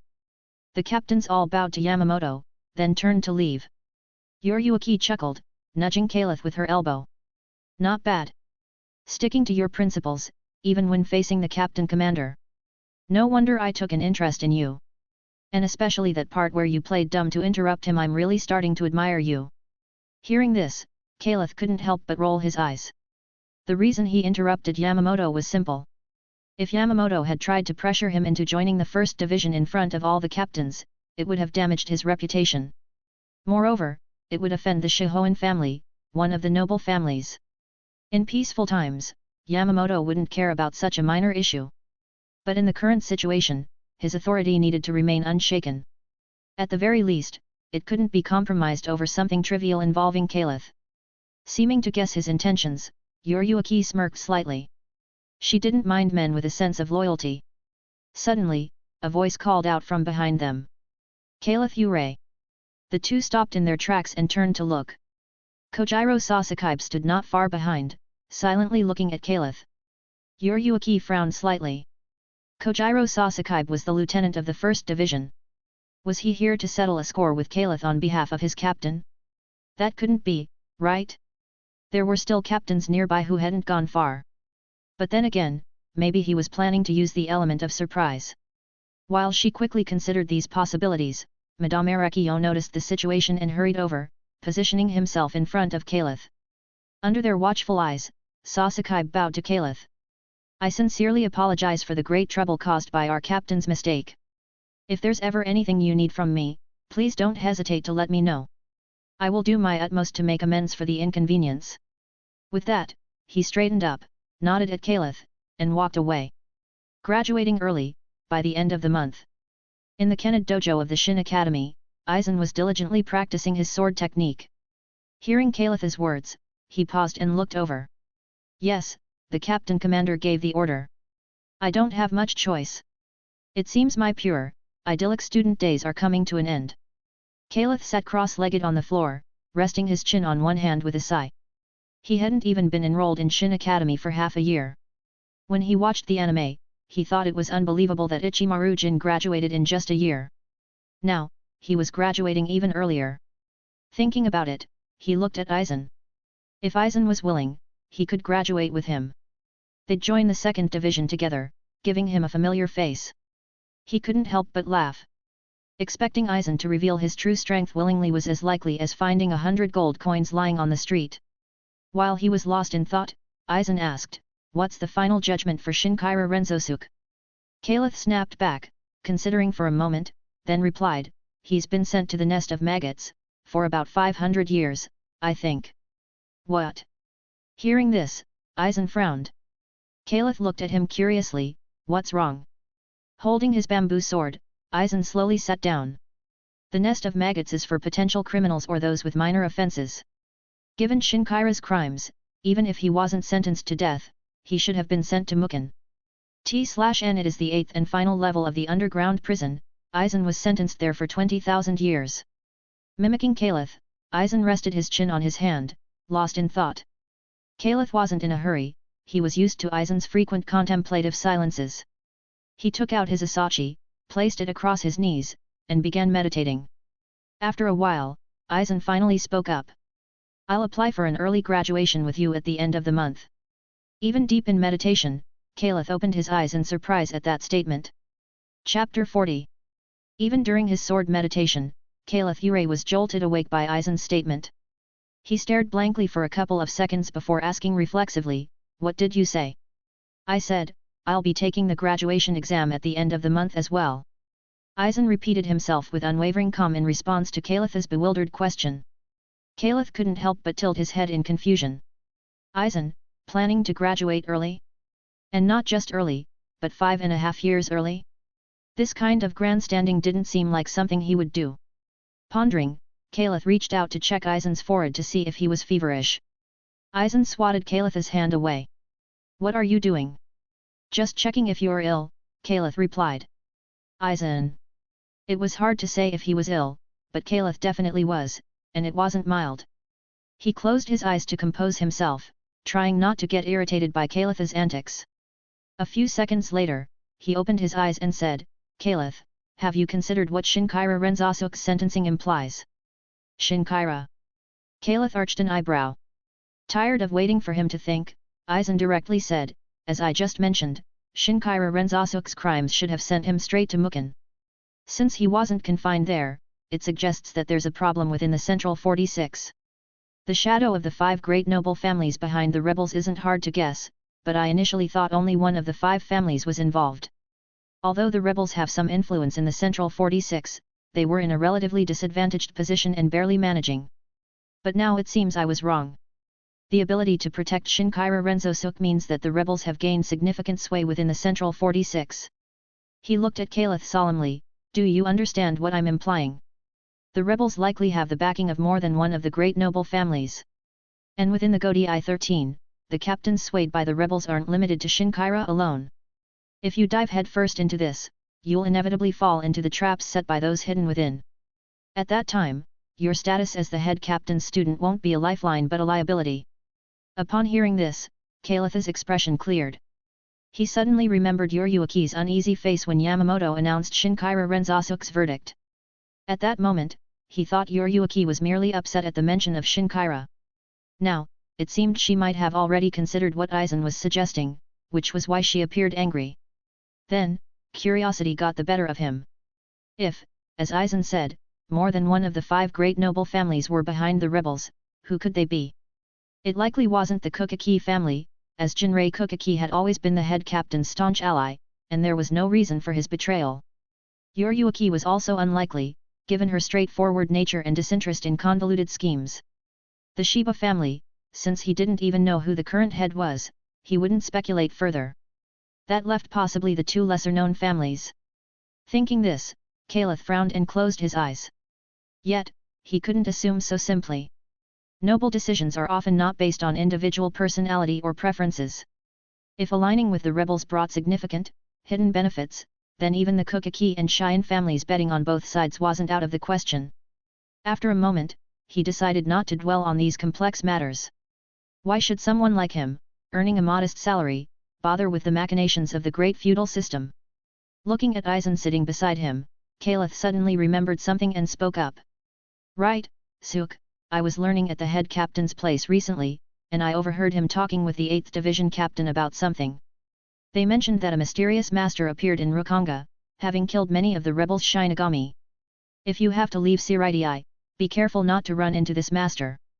Aizen blinked in slight surprise at the information, then quickly regained his composure.